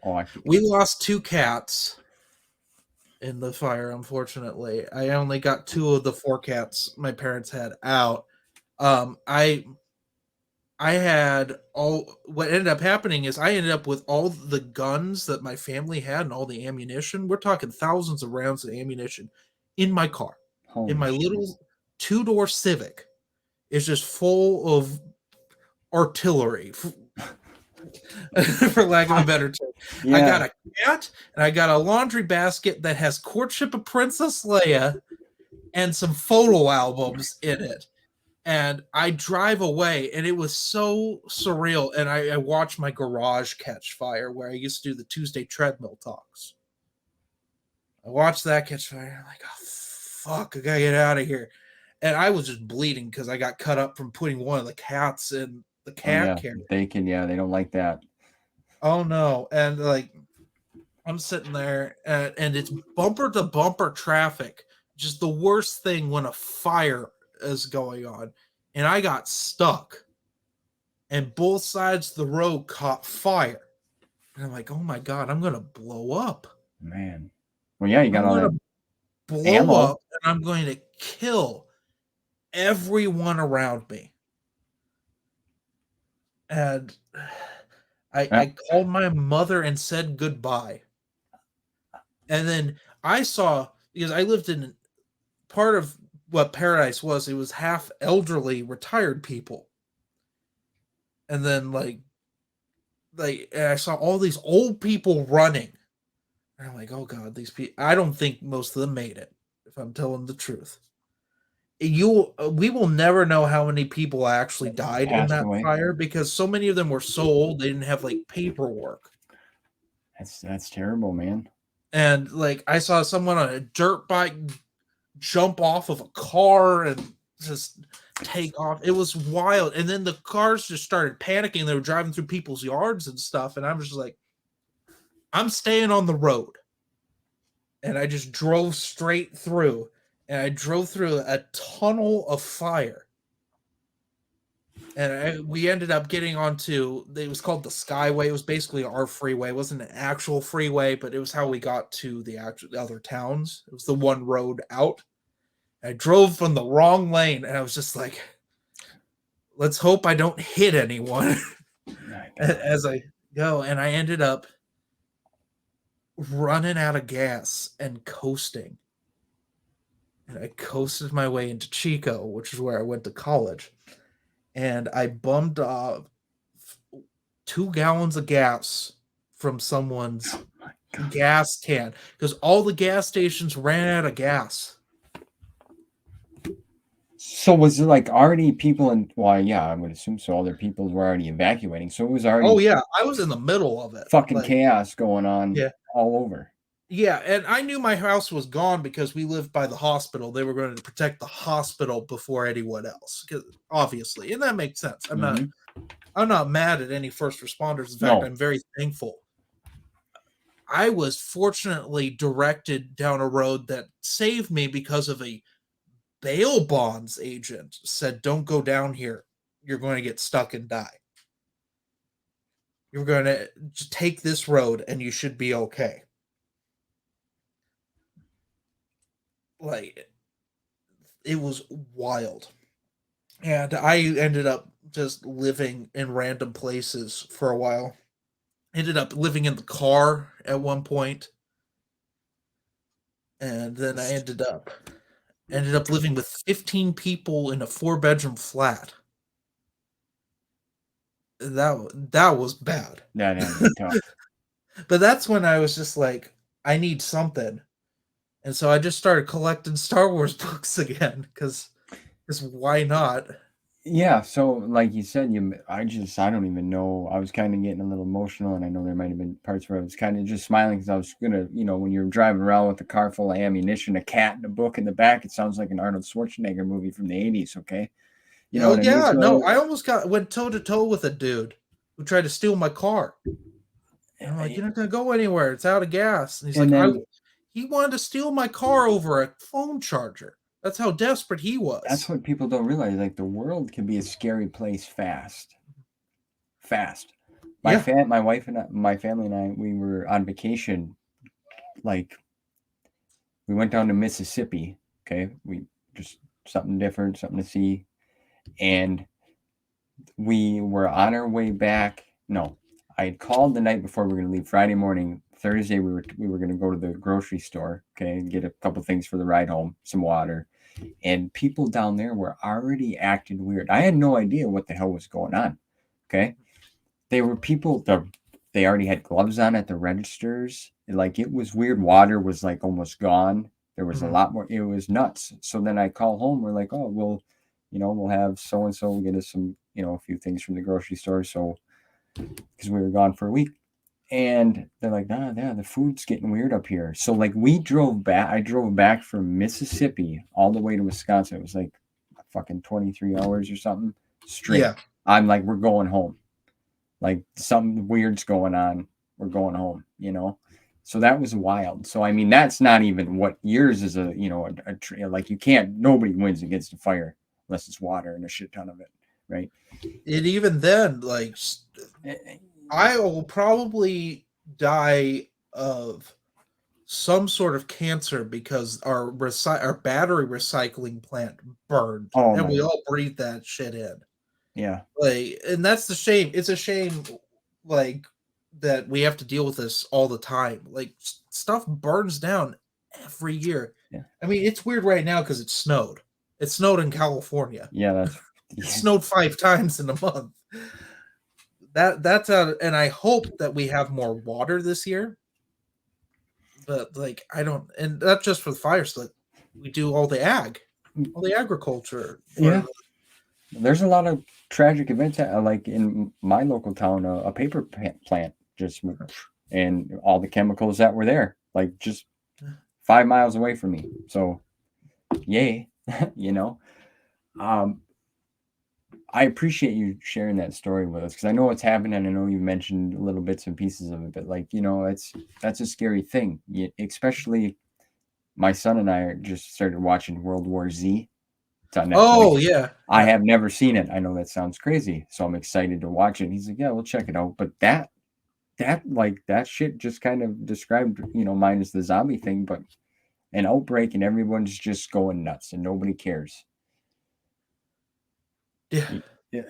Especially, a guy like trying to steal your car. I mean, he could have shot you or Well, something, I almost shot him. Or, well, yeah. And I've never been put. That's the only time I've ever been put in that situation, and I never want to be put in that again. No, It made me sick. I, I I would was sick imagine. for days after the fire. I couldn't eat anything for 3 days. It's not. And but I Well, will say some good things came out of it. Delray sent me a care package thanks to Dylan. Dylan would happen to be at a convent. I think he was at Celebration, and he told one of the heads of Delray what happened to me, and I got a ton of books. I don't have most of them anymore because I sold most of my new Canon in order to move out. I was living with a drug dealer who was really, really unpredictable for a year, okay. and I had to get out of there. So I sold all my new Canon stuff, and that got me a deposit Well, it's worth something. on, So on that's an good. apartment. That's cool that they did that. I mean, was there Yeah, other companies like kind of helped out too a little bit, right? And you got yeah, yeah. I actually met a really good eBay seller. He doesn't do it anymore, unfortunately, but that's how I got all of New Jedi Order. I got all of Legacy of the Force at uh Jedi Quest, Last of the Jedi, Jedi Apprentice, and he oh my gave me goodness, Galaxy's Edge, the Legacy Luke lightsaber with it. that's awesome. It was like I got some good deals when I was rebuilding, because now I can honestly say I've built a collection twice. And that's impressive. Yeah, and these things they're worth a lot of money. In my PG&E lawsuit, my collection I had at the time of like all my books and stuff, $50,000. Yeah, you said, and that's insane. That's a you buy it. Well, you could have. That's a great down payment on a house or a fixer upper, depending on where you live. Or if we need some of us gets like injured or something, and we need to Need pay some for some fast medical. cash. Yeah. I'll say this about Magic the Gathering. I have two friends that own a store, a local store here. They're really great. They've helped me play Magic on and off through the years, because I've sold my collection because I started a family young. So I mean, obviously, money was always tight. But you want fast cash, you sell Magic cards too. It's like quick gold. It's crazy. Yeah. And books, Star Wars books. Yeah, I'm learning that now, just like the comics, like we were talking about, Tales of the Jedi, the Old Republic. I want these things, but it's like, holy shit. Yeah, it can be wild. I mean, right now I'm selling duplicates. I have duplicates of so many things because that's especially with kids' books. That's how it rolls. Yeah. I'll say this. My daughter's 7, and like when we go to like parent teacher conference, in each room they got like big bookshelves full of books, and I'm like, hey, can I go peek through there to see if you got any old Scholastic, Star Wars books? But maybe one of these times I'll get the courage.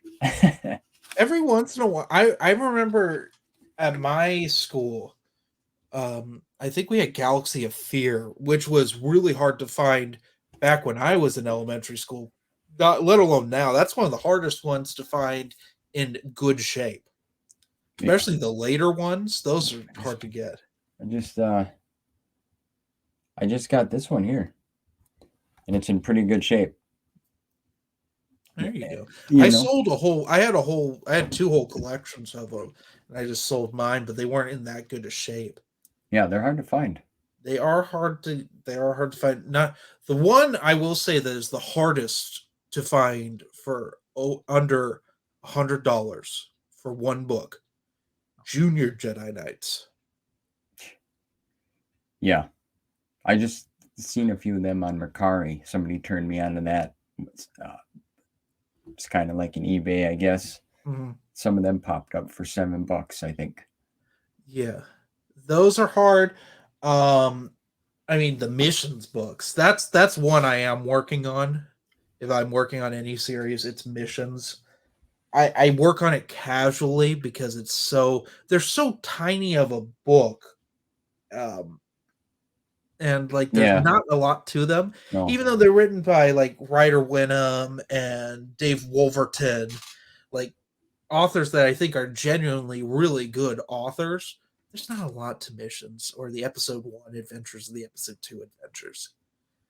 They're written to play a board game that isn't that fun. It's when you get into like crazy collecting that you start collecting those things. It's like a rabbit hole.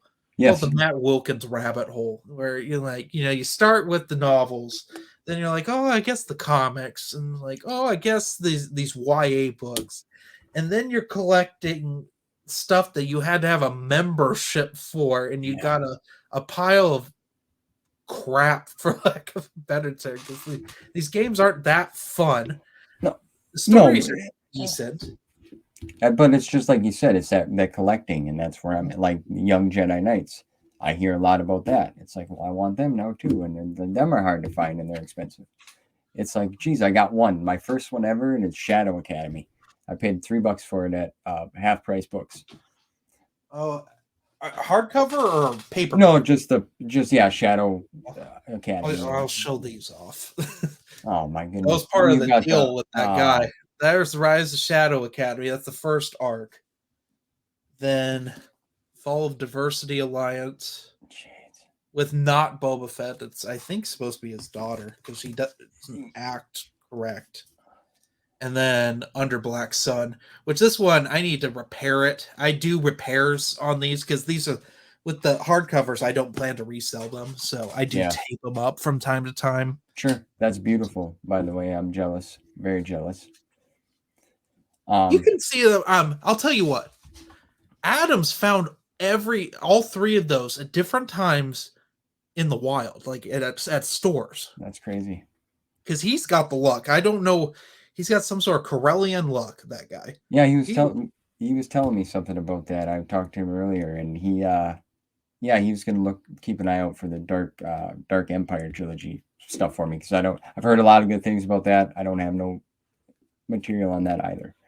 I mean, that's getting recollected in the New Republic Omnibus 2 that comes out in September. Oh, really? Yeah, I'm really excited for that because I grabbed the first one. The first one's pretty cool. I'll tell you what. I know a lot of people don't care for a lot of the stuff in there. There's some weird things like some weird tale stories. It's got the sequel to Shadows of the Empire that no one likes, but it's got all the Rogue Squadron comics, which I got my Rogue Squadron tattoo here. Look at that. Yep. Yeah. I know. Nice. I didn't shave my for that, but yeah, I got my Rogue Squadron tattoo. I love the Rogue Squadron comics, but this next omnibus is going to have the Thrawn trilogy comic adaptations and Dark Empire. That's going to be one that you got to pre-order. Okay, all right. It's a must. It's just classic Star Wars to me. Okay. Perfect. So you said classic Star Wars, and I know you love to read. Do you prefer that type like of media rather than like the films? Or yeah, I feel like there's more creativity in the Star Wars novels than there are in the movies. You know, they're made for a general audience, so they're going to be all pretty similar. Yep. But I mean, Death Troopers is a Star Wars horror novel. Kenobi is a Star Wars Western. You're right. You are very right. But to me, it's that like the original, the Legends Expanded Universe, like being a fan of the films, that was like my first passion of it. You know, them reading them characters, I could feel them, I could see them vividly, right? So it's like it's a toss up to me now. Basically, because now I'm starting to see all this adventure outside the films that adds to them as well. Yeah, and I always recommend seeing the movies before you read the books. Yeah, because then you're gonna have a general idea of what characters look like and stuff. Because some of these, like, not all the descriptions of characters are the best because they're film characters, so it's implied that you've already seen the films. Yeah. So out of the original trilogy, like, what's your favorite order? Like, how would you watch them? Episodes 4, 5, and 6, and then 1, 2, and 3. Okay. And then what I used to do before Rise of Skywalker came out is then I watched all the Disney ones in release order, but that's kind of a mess. So yeah. And I've done episode 1 to 7 that way before too. I watch Star Wars maybe once a year, if that. It's not. There are other movies I watch more often than I watch Star Wars because if I'm watching one, it's like with the Halloween movies or Friday the 13th, I'm going to have to watch them all close together. Right. And then especially when you like Gabby, my fiance, she's not going to want to watch all of these together. Like we're going to have to put other things in. She got the things she likes too. Right. No, I agree. I hear you. I watched Platoon the other night, and I watch Platoon more often than I watch Star Wars, and it just really stems from, I think, it's just one film, you know. Yeah. It's not an undertaking. I do the same thing with Lord of the Rings. We tried to watch the Hobbit movies. We were trying to watch all of them in director's cuts. That's like 4 months right there of watching. A lot of material. Films. Yeah. Yeah, that Return of the King director's cut's 5 hours. Yeah. But it's worth it. It's like I love all 5 hours of it. You know what I'm saying? Yeah. Mm-hmm. So, is there any specific scenes like from the original like 4, 5, and 6 that really stand out to you? Well, the biggest scene to me, like as an adult, that I really like, I love the whole space battle of Return of the Jedi. I think it's incredible with models what they achieved. Oh, I know. It's better than, I think it's better than any of the CG space battles. Like, it feels like the end. Like, this is the last stand for the rebellion. Yeah. And you get all the emotions and how desperate Lando and Wedge are and Admiral Akbar. And it's so solid. I mean, there are some CG stuff because Return of the Jedi is when they started using digital effects, but it's really not that much of that. As a kid, I always liked watching Luke and the Emperor interact in Return of the Jedi. It was my favorite. And it Okay. really stems from three things: the space battle, Luke's final storyline, and all the cool costumes in Jabba's palace. Yeah. And then when I was really little, I loved the Ewoks. Well, I they're the loved Ewoks. The movies are great too. I didn't see those until I was an adult, though. Oh, really? Okay. I remember reading about them in Star Wars Insider. When I say read, I looked at the pictures and I was like, "Oh, there were Ewok movies." Yeah. Yeah. But But I didn't see them till you're older. the Disney buyout happened, and I think I bought the DVDs. What about the prequels? Any big moments? Prequels, the Duel of the Fates, that I saw Phantom Menace 3 times in the theater. My grandfather built the theater in our town. So our preschool trip, I don't think we saw Star Wars in the we saw Dinosaur. You remember that Disney movie? Oh, yeah. From Yeah. 2000? We saw that. But I had seen Phantom Menace 3 times in the theater because my mom went through some postpartum depression when my sister was born, so she'd just take me to see Phantom Menace over and over again, which I was very happy about. Winning. It was either Phantom Menace or we go watch Toy Story 2, which I was also Well, that's a great one really too. Yeah. happy about. I saw that, so I remember the Duel of the Fates happening, Yep. that lightsaber battle, just being blown away because like they didn't have the technology in the original trilogy. I mean, they didn't even have a stunt team till Return of the Jedi. You couldn't touch the lightsabers together in the original Star Wars or they'd shatter. They were fiberglass. Yeah.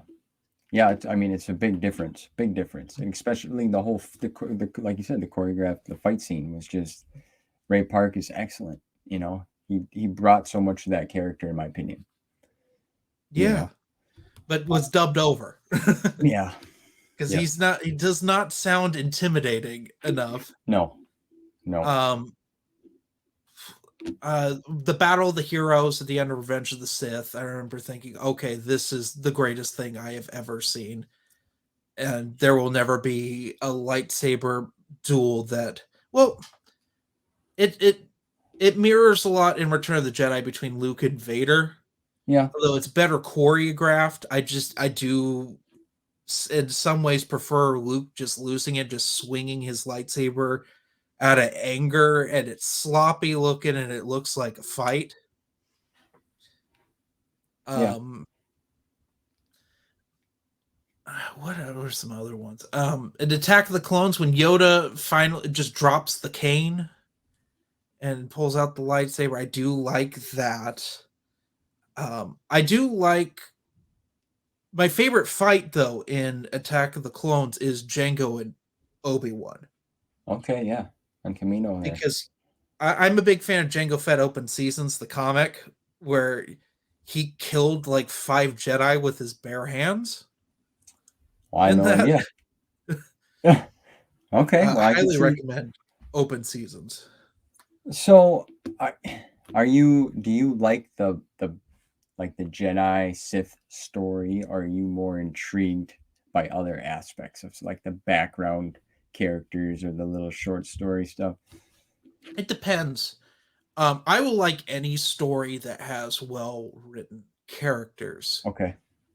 With the films, you know, the lightsaber stuff, it was just fun to see in my time because I remember when special editions came out. That's how I saw Star Wars initially. Like just going from that to the prequels was it was like we were on the cutting edge of cinema. Yeah.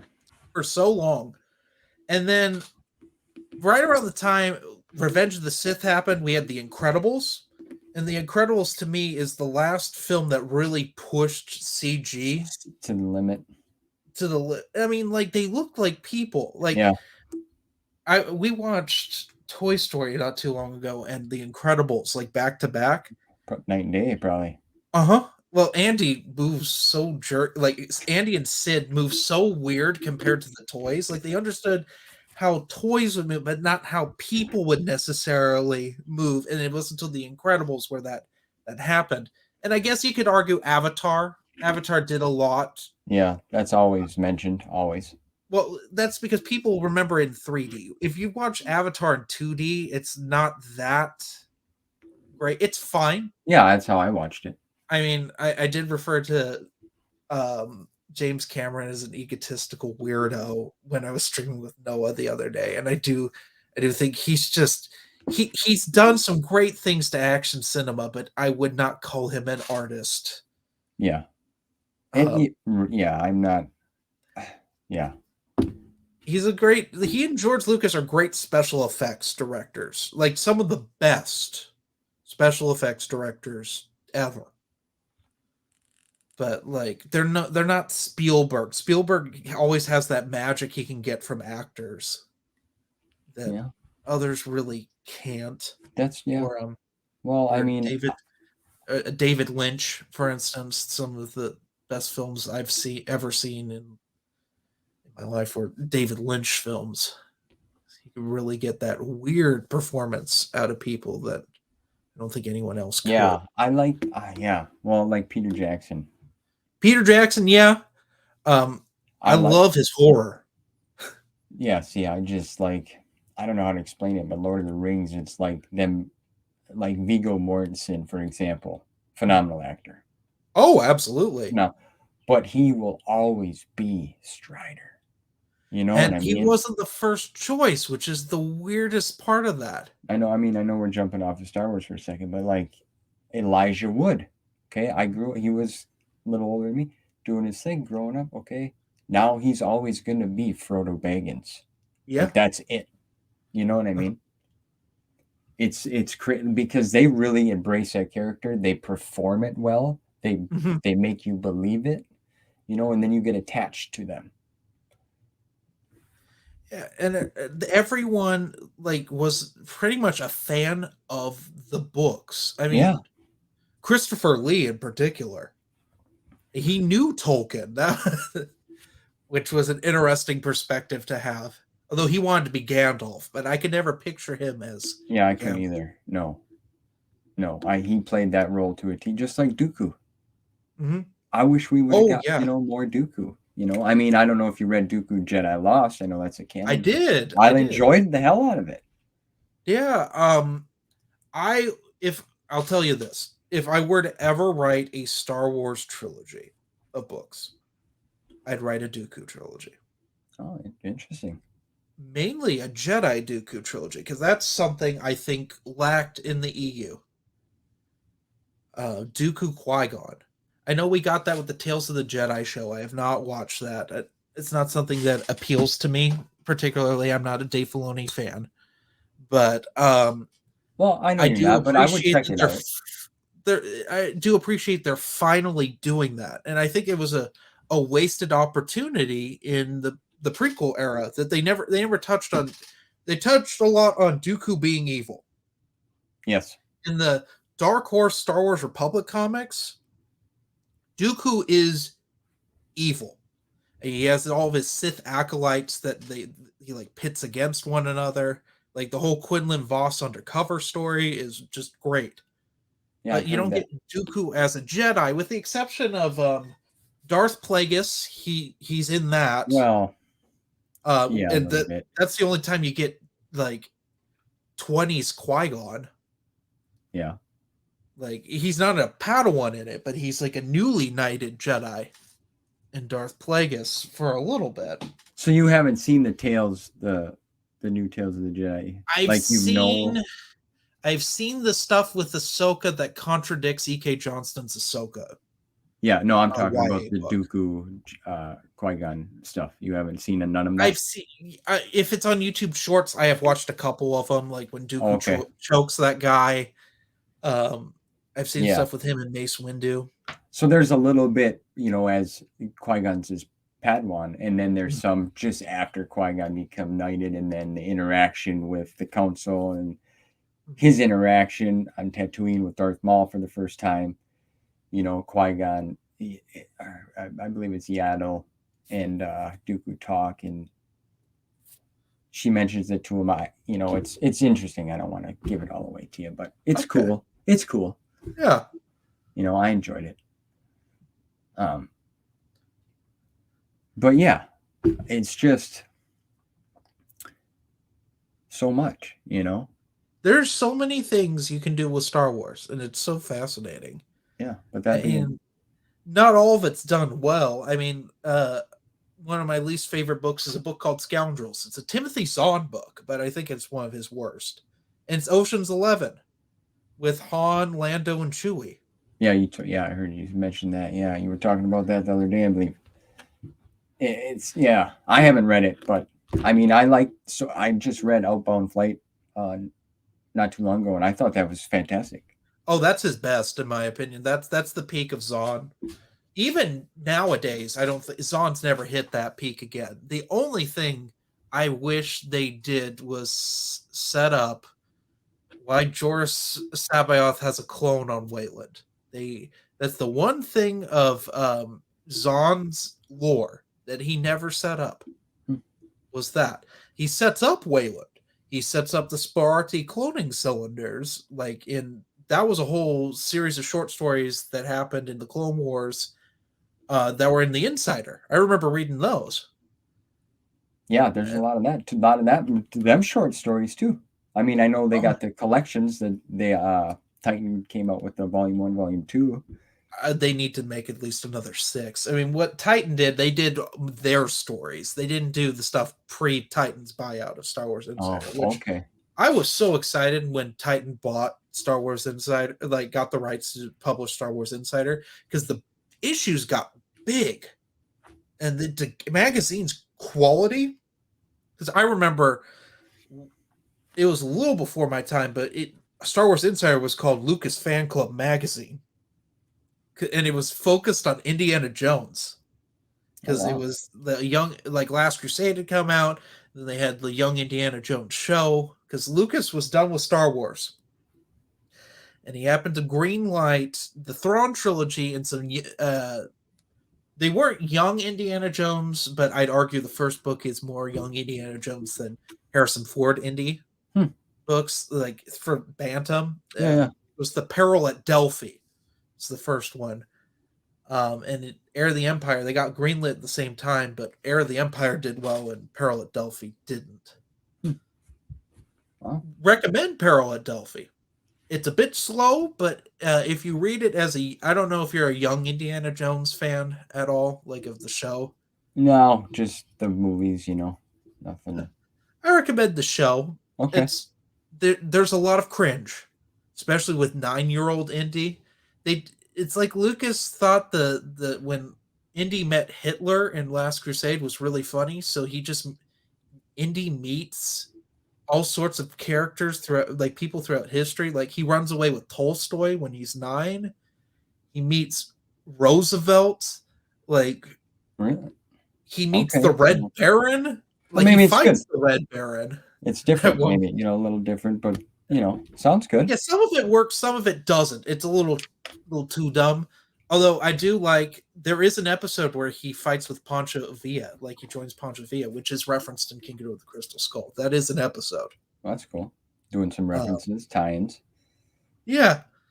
Unfortunately, the show got re-edited because it was bookended with an old Indiana Jones. And it was taking place in the 1980s. And he had an eye patch and stuff. Wow. And he would explain things. But there's one episode where he has a daughter. And Steven Spielberg didn't like that idea. And thought, a son would be better. And that's why there's Mutt in Kingdom of the Crystal Skull instead of a daughter. So Lucas re-edited and cut all of the old Indiana Jones stuff out. And made them like he would cut 2 episodes together to make it like a made-for-TV movie. Oh. So sometimes it works and then sometimes it doesn't. And then there's just like a weird, he does a terrible fade and it will be to the next episode, but it's still one episode. It's so weird. Interesting. And so if you get the DVDs, that's what those are. Okay.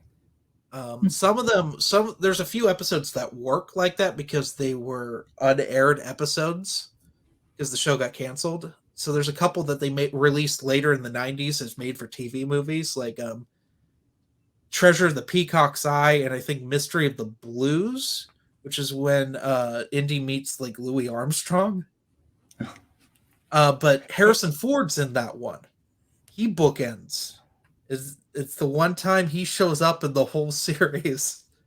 I just want to say, like, it's so impressive to me, and I've said this to a lot of the guests on the show, but like your memory and how quick you are, and it's just you're naming off episodes of the director and the cast members, and it's like, yeah, to retain all that knowledge is just awesome. You know what I mean? So it's left that much of an impression on you. You know what I'm saying? Yeah, I mean, I've just trained my brain to do it. Yeah, well, right. You got a gift to you, my friend, and after talking to you for a little while, it's like I can see that you're an interesting person and you look at things differently, and that's cool. And obviously, you have an artsy side to you in a sense. Oh, thank you. And I mean that in a positive manner. Yeah, yeah. You know what I'm saying? Yeah. So you mentioned earlier, that Star Wars was your escape. That yes. it was there for you. So how it's obviously impacted your life. Mm-hmm. Tremendous. Like on what scale? Well, I mean, this is what I'm known for now. Yeah. This is it in a lot of ways it's my identity. In other ways, like it made me sort of rebel against things, like it showed me that the little person can win. And that was the big thing in the original trilogy. Although Lucas is backpedaled on what the inspiration was. I mean, it went from World War II to Vietnam, but like the thing that stays is that the little person with perseverance can win against all odds. I mean, that's the hero's journey. I was just going to say that. Yeah. And I always find that really inspiring, and it's something to live by. And I mean, like I say we, like you call me the OG. It's so weird to me to be called that. Well, I mean, and that's in a respectful manner. Oh yeah, no, I don't think it's derogatory at all. When like Matt and Matthew to a certain extent, Geeks Attic, the Minox Nest podcast, we were just fighting with people. Like we ended up organizing into this like expanded universe rebellion against Disney and like all the changes that were going on at the time. And like it really, if it weren't for Star Wars, I wouldn't have like a lot of these friends that I talk to on a regular basis. It was with the buyout, I would never have like met you, for instance. I wouldn't be talking Star Wars. I don't know what I'd be doing on YouTube or if I'd even be podcasting. Right. It's given me so much, and best I can do is review it. No, you're absolutely right, and everyone's got a different story to tell, and it's impacted mine tremendously too. And yeah, I got to meet, and I consider you all friends that I talk to, really, because we connect and we flow, and it's great. And so yeah, it's I like to ask that now. I like to hear that because everyone's got their own journey. Mm-hmm. And that's what the Star Wars is really all about, So, yeah, I'm super excited that you came on, man. I want to ask you some fun stuff now, though. I'll throw some fun, goofy stuff in there. Let's do it. So, what type of character would you want to portray? Like, would you want to be a smuggler, a Jedi? Like, what? I would like to be, if I were a Star Wars character, Yeah. I would like to be a gray Jedi and just really represent neutrality and the balance between light and dark. Because I feel like if you go one way, being a Jedi, that's virtuous and nice. Being a Sith, that's kind of cool, being all angsty and all that stuff. But like,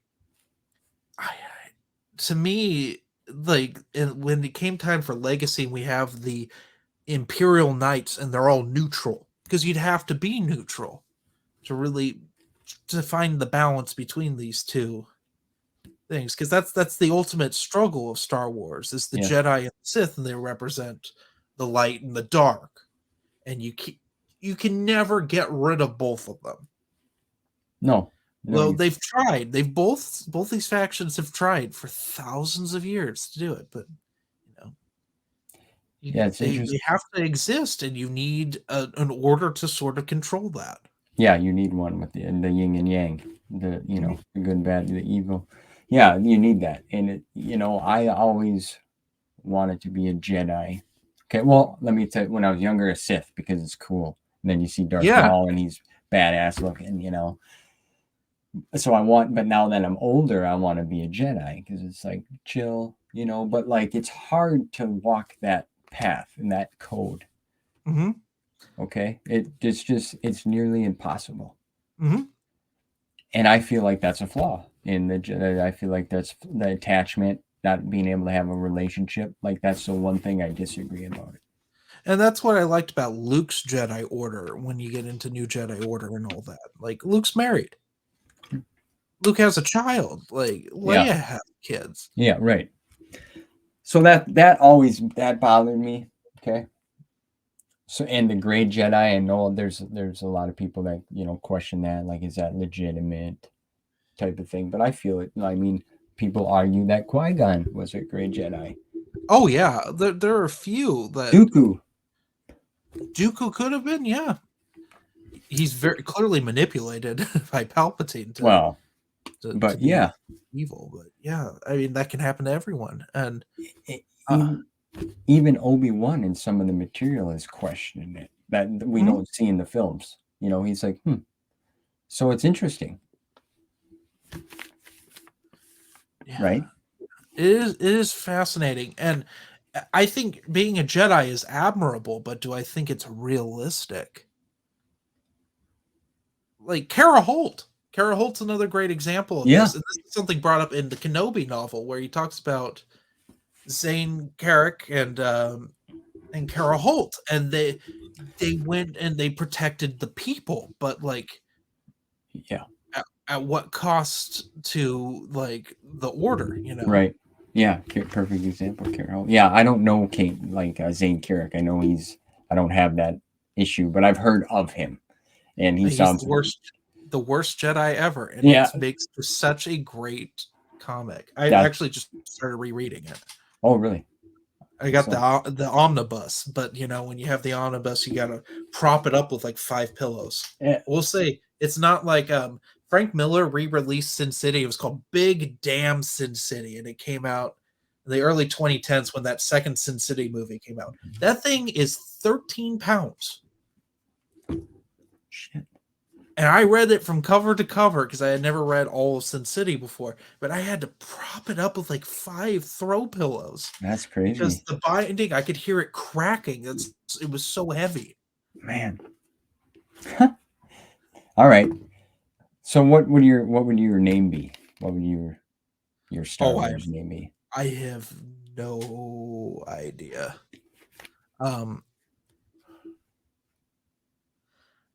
That's all right. It's a stumper. It gets most everyone to it. They don't expect it. They're simple, fun, little, easy questions, but I like to keep, ask everyone, and everyone's different. So, what about your saber color? Purple. Purple represents like all the saber forms, including the dark side. Or I would go gray, like that white or gray, like Ahsoka has in Rebels. I do love that. Yes. Because like, if you really get into like the lightsaber colors, they have different meanings. Yeah. Green, I find admirable. Those are the people that negotiate things, like your Qui-Gon, your Luke post Return of the Jedi. The blue represents, oh, we're gonna fight for good, which I also like too. But purple to me is just like it's a mastery of all the disciplines. That's why Mace Windu had it.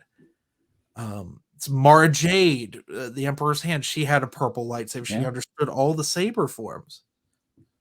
Yeah. Jaina, the Sword of the Jedi, also purple. Good. Purple. Yeah, there's good. What about your all-time favorite character? All-time favorite character.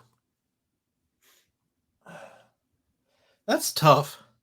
Yeah. Are we talking EU character or movie character? Because that's two different beasts. Okay, give me both. Movie's going to be Luke. Okay.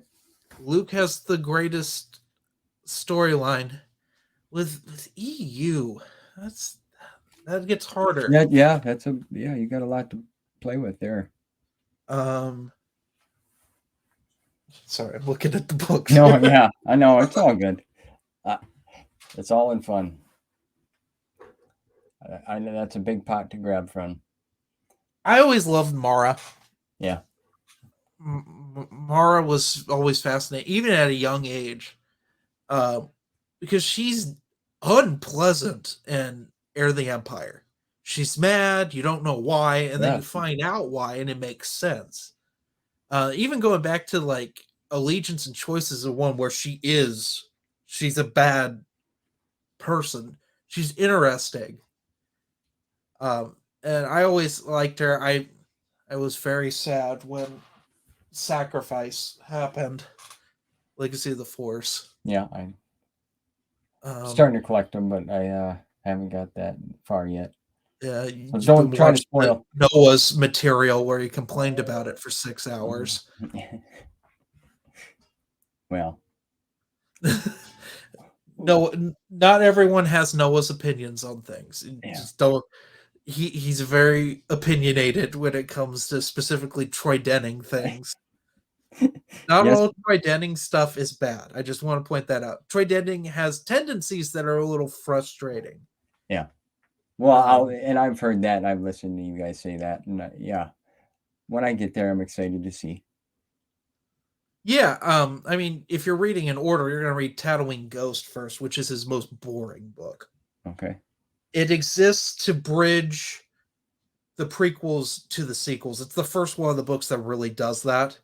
That's when Leia and Han find out that Shmi exists. Is that book, and Leia has like weird things of how could this adorable little boy, because I guess they find, as I recall, they find hollow images of Anakin as Jake Lloyd Anakin. How could this guy be the man that tortured me? Because Leia has issues with Anakin as her father. Has serious issues with that in the New Republic era. Okay. Like when she finds out, I mean, there's a great scene in Truce of Bakura. It's not really related to the plot, but it's where he talks to her for the first time, right? Yes. Yeah, I read. And I think the only time, although they do, if you read the Last Command comic, Anakin, Obi-Wan, and Yoda show up when the Jaina and Jace are born. Okay. That's only in the comic. That's not in the novel. But she has serious issues with that, and Tatooine Ghost does bring that up quite a bit in dealing with that, because I mean he tortured her. Yeah. He tortured Han, the man she loves. Even poor Chewie, the family dog. He got some. Yeah, that's true. That's very true. That's true. Well, that's interesting. Is there anything, I know you got the podcast. Like, is there anything that you're working on that you're gonna coming down? I'm working on a room tour of Quality Autism's book collection. All right. I went to Germany. I met him. That's right. Yes, you did. We filmed a video. Yeah, I talked about that with him when I had him on, because he brought you up and said that you came there, and we talked about that. And Yeah, that was fun, eh? It was fun. It wasn't fun getting there. Yeah. You dealing with public transportation system when you don't speak the language, It's got to be tough. it's a learning experience. Oh, I will say, learn symbols, learn what signs mean in other countries before you go go there. there. Yeah. Then you can kind of piece together things. Well, that's good, man. Well, that's awesome. I'm excited to see that because I know he's got a crazy collection. But like, what about? I know you got some more Dragonland stuff that you're going to be showing off. Yes. So I'm trying to balance things out in my reviews because I also have some alien stuff coming out. We didn't talk about that so much. Yeah, well, The there's a shit lot show to that talk about. alien IP. I have reviews, or I haven't filmed them yet. I am re-reviewing the Dragonlance Chronicles. I said that earlier. I rewatched them this year, my reviews, which I try not to rewatch reviews because then I start like questioning why I said What you things. said that? Yeah. But the Dragonlance ones, I did get some like criticism on them back in the day, but overall they were well received. But I understood the criticism, and I want to redo them for the record, just for me. And there's like a handful of things, like I said, like the X-Wing Rogue Squadron comics. I did a lot of swearing back in the day on reviews. Okay. And Cleaning I don't it up now. like reviewing with swearing. Yeah. As an adult, like I want these to have a broad appeal because I'll tell you what, when YouTube really did the YouTube Kids thing, it was a month of every Legends podcast got flagged. Oh, I can imagine. And like you can't watch the Legends podcast if you're under the age of 18 now. You can't watch some of my reviews if you're under the age of 18. So I want to make a content that everyone can watch. Yep, get it out It's there. not going to be kids content because I don't support YouTube Kids. I have personal issues with that I won't get into here. Sure. But I want a more broad appeal. And so certain things I'm going to re-review. It doesn't mean I'm going to get rid of Death Troopers, that review. I mean, that's like one of my best reviews I've ever done. But like, there's a handful that I want to tackle. But at the same time, I'm tackling the Bounty Hunter Wars for the first time. I'm dealing with. I just read. Well, I read it a while ago, but I just reviewed Alien Isolation. That's coming out next. The novelization to the video game. Cool. Which that's the first time I've ever done that where it was a straight up novelization of a game. I've done like the Republic Commando books or video game tie-ins, but they do their own thing. Yeah, I've done Dark Forces where only the last chapter is part of the video game. You know? Yeah, weird stuff. Well, that's cool. That's interesting. Yeah, you got your hands. Like I know you're not just Star Wars, but you have a great. Well, you have a vast variety of things that you like to talk about, as we all do. I like try to keep it fresh. I don't want to be trapped as like there's these channels, they do one thing all the time, and like people will get bored of that, in my opinion. And I always, because like I had this debate with some people a long time ago. They're like, just make different channels for each one of the things you like. I'm like, well, no. Yeah, that's going to be annoying for everyone. They have to subscribe to different things if they want different material from me, but the videos are going to be set up the same. Yeah, it's hard. I mean, I could see it both ways, because I thought about that, because I like to talk about different stuff. Like I like, rock and roll music, like the, 70s, 80s, different, jazz, you know what I'm saying? But it's like Star Wars is, I don't know, it saved me in a way. Like it seriously, truly has. And all you amazing people out there that I'm talking to and meeting, like I mean that from the bottom of my heart. It truly has. I can't describe it enough, really. I need you on Legends. All right. Yeah. You need you to come on the Legends podcast. Oh, I'd love to. I'd have a blast. I'd be honored to. So we can balance you out with Noah. Yeah, there we go. So yeah, man, it's just I appreciate all the work that you put in like you said, going back to the 2-channel thing. Like, okay, I'm gonna go watch Jeremy over here because he's the Star Wars guy. I'm gonna go watch Stevie over here because he's the Lord of the Rings guy. But then if you just, oh, but he talks about it all, So I see that's cool too, Yeah, and like with my podcast, they're like on Apple Podcasts. They're all over the place. Right. And Right. I'm for that, but like it's all under my name. Yeah. No, I It's get it. easy to search. That's my whole thing. Is I Yeah. want this to be as easy as possible for people to find, Yeah. unless it's something I did that's particularly bad. There's a handful of videos that I haven't deleted, but they're hard to find. To grab them. Yeah. Well, this has been fun, my friend. Honestly, I'm so glad that you came on and we found time to do this, because I know we're got some time discrepancy, a couple hours here and there. So it's been a pleasure. I'm glad that you were here. I can't say that enough, man. And I truly respect and appreciate your opinions when it comes to Star Wars and how you feel. Even you're just straight up truthful and honest, and that's all I would ever want from a person. Thank you for having me on. I really appreciate it. This is the first time I've ever been interviewed. Yeah. Well, hopefully it was fun for you, and I try to keep things smooth and nice and easy, and just two friends having a conversation. Exactly. That's my goal here, and talking about Star Wars and other things, And I'll definitely put your channel in the description. Link you there. I'll have to get some of them other. I know you're on Spotify, right? And Apple Podcast. Yeah, I'm on Apple Podcast. I'm on wherever you can find podcasts. Basically, you can find Legends Podcast, Paper Movies. Yep. Live and Let's Discuss, King of Our Nightmares. The only one that's not up yet, I have a Dune podcast that we're working on. Okay. Now, we did one episode for it a while back, but there's another episode coming out for it in the not too distant future. Perfect. That sounds like a blast, man. I know there's a lot of Dune fans out there, so yeah. But yeah, we'll link all that in there. Get you out there, man. Get you out there, getting a movie. You'll be out there editing and filming and directing. We'll get you out there. Thank you. Maybe we'll try to find a better room that you can throw all that blood on. Yeah. But thanks again, and everyone, I hope you enjoyed. If you like what I'm doing, like, subscribe, tell your friends, your grandma. I always mention my grandma. I love her to death. She watches all the time. That's great. Yeah. But there you have it, folks. Jeremy, Stupid Chainsaw Productions. Check them out and subscribe. And until next time. Have a good one.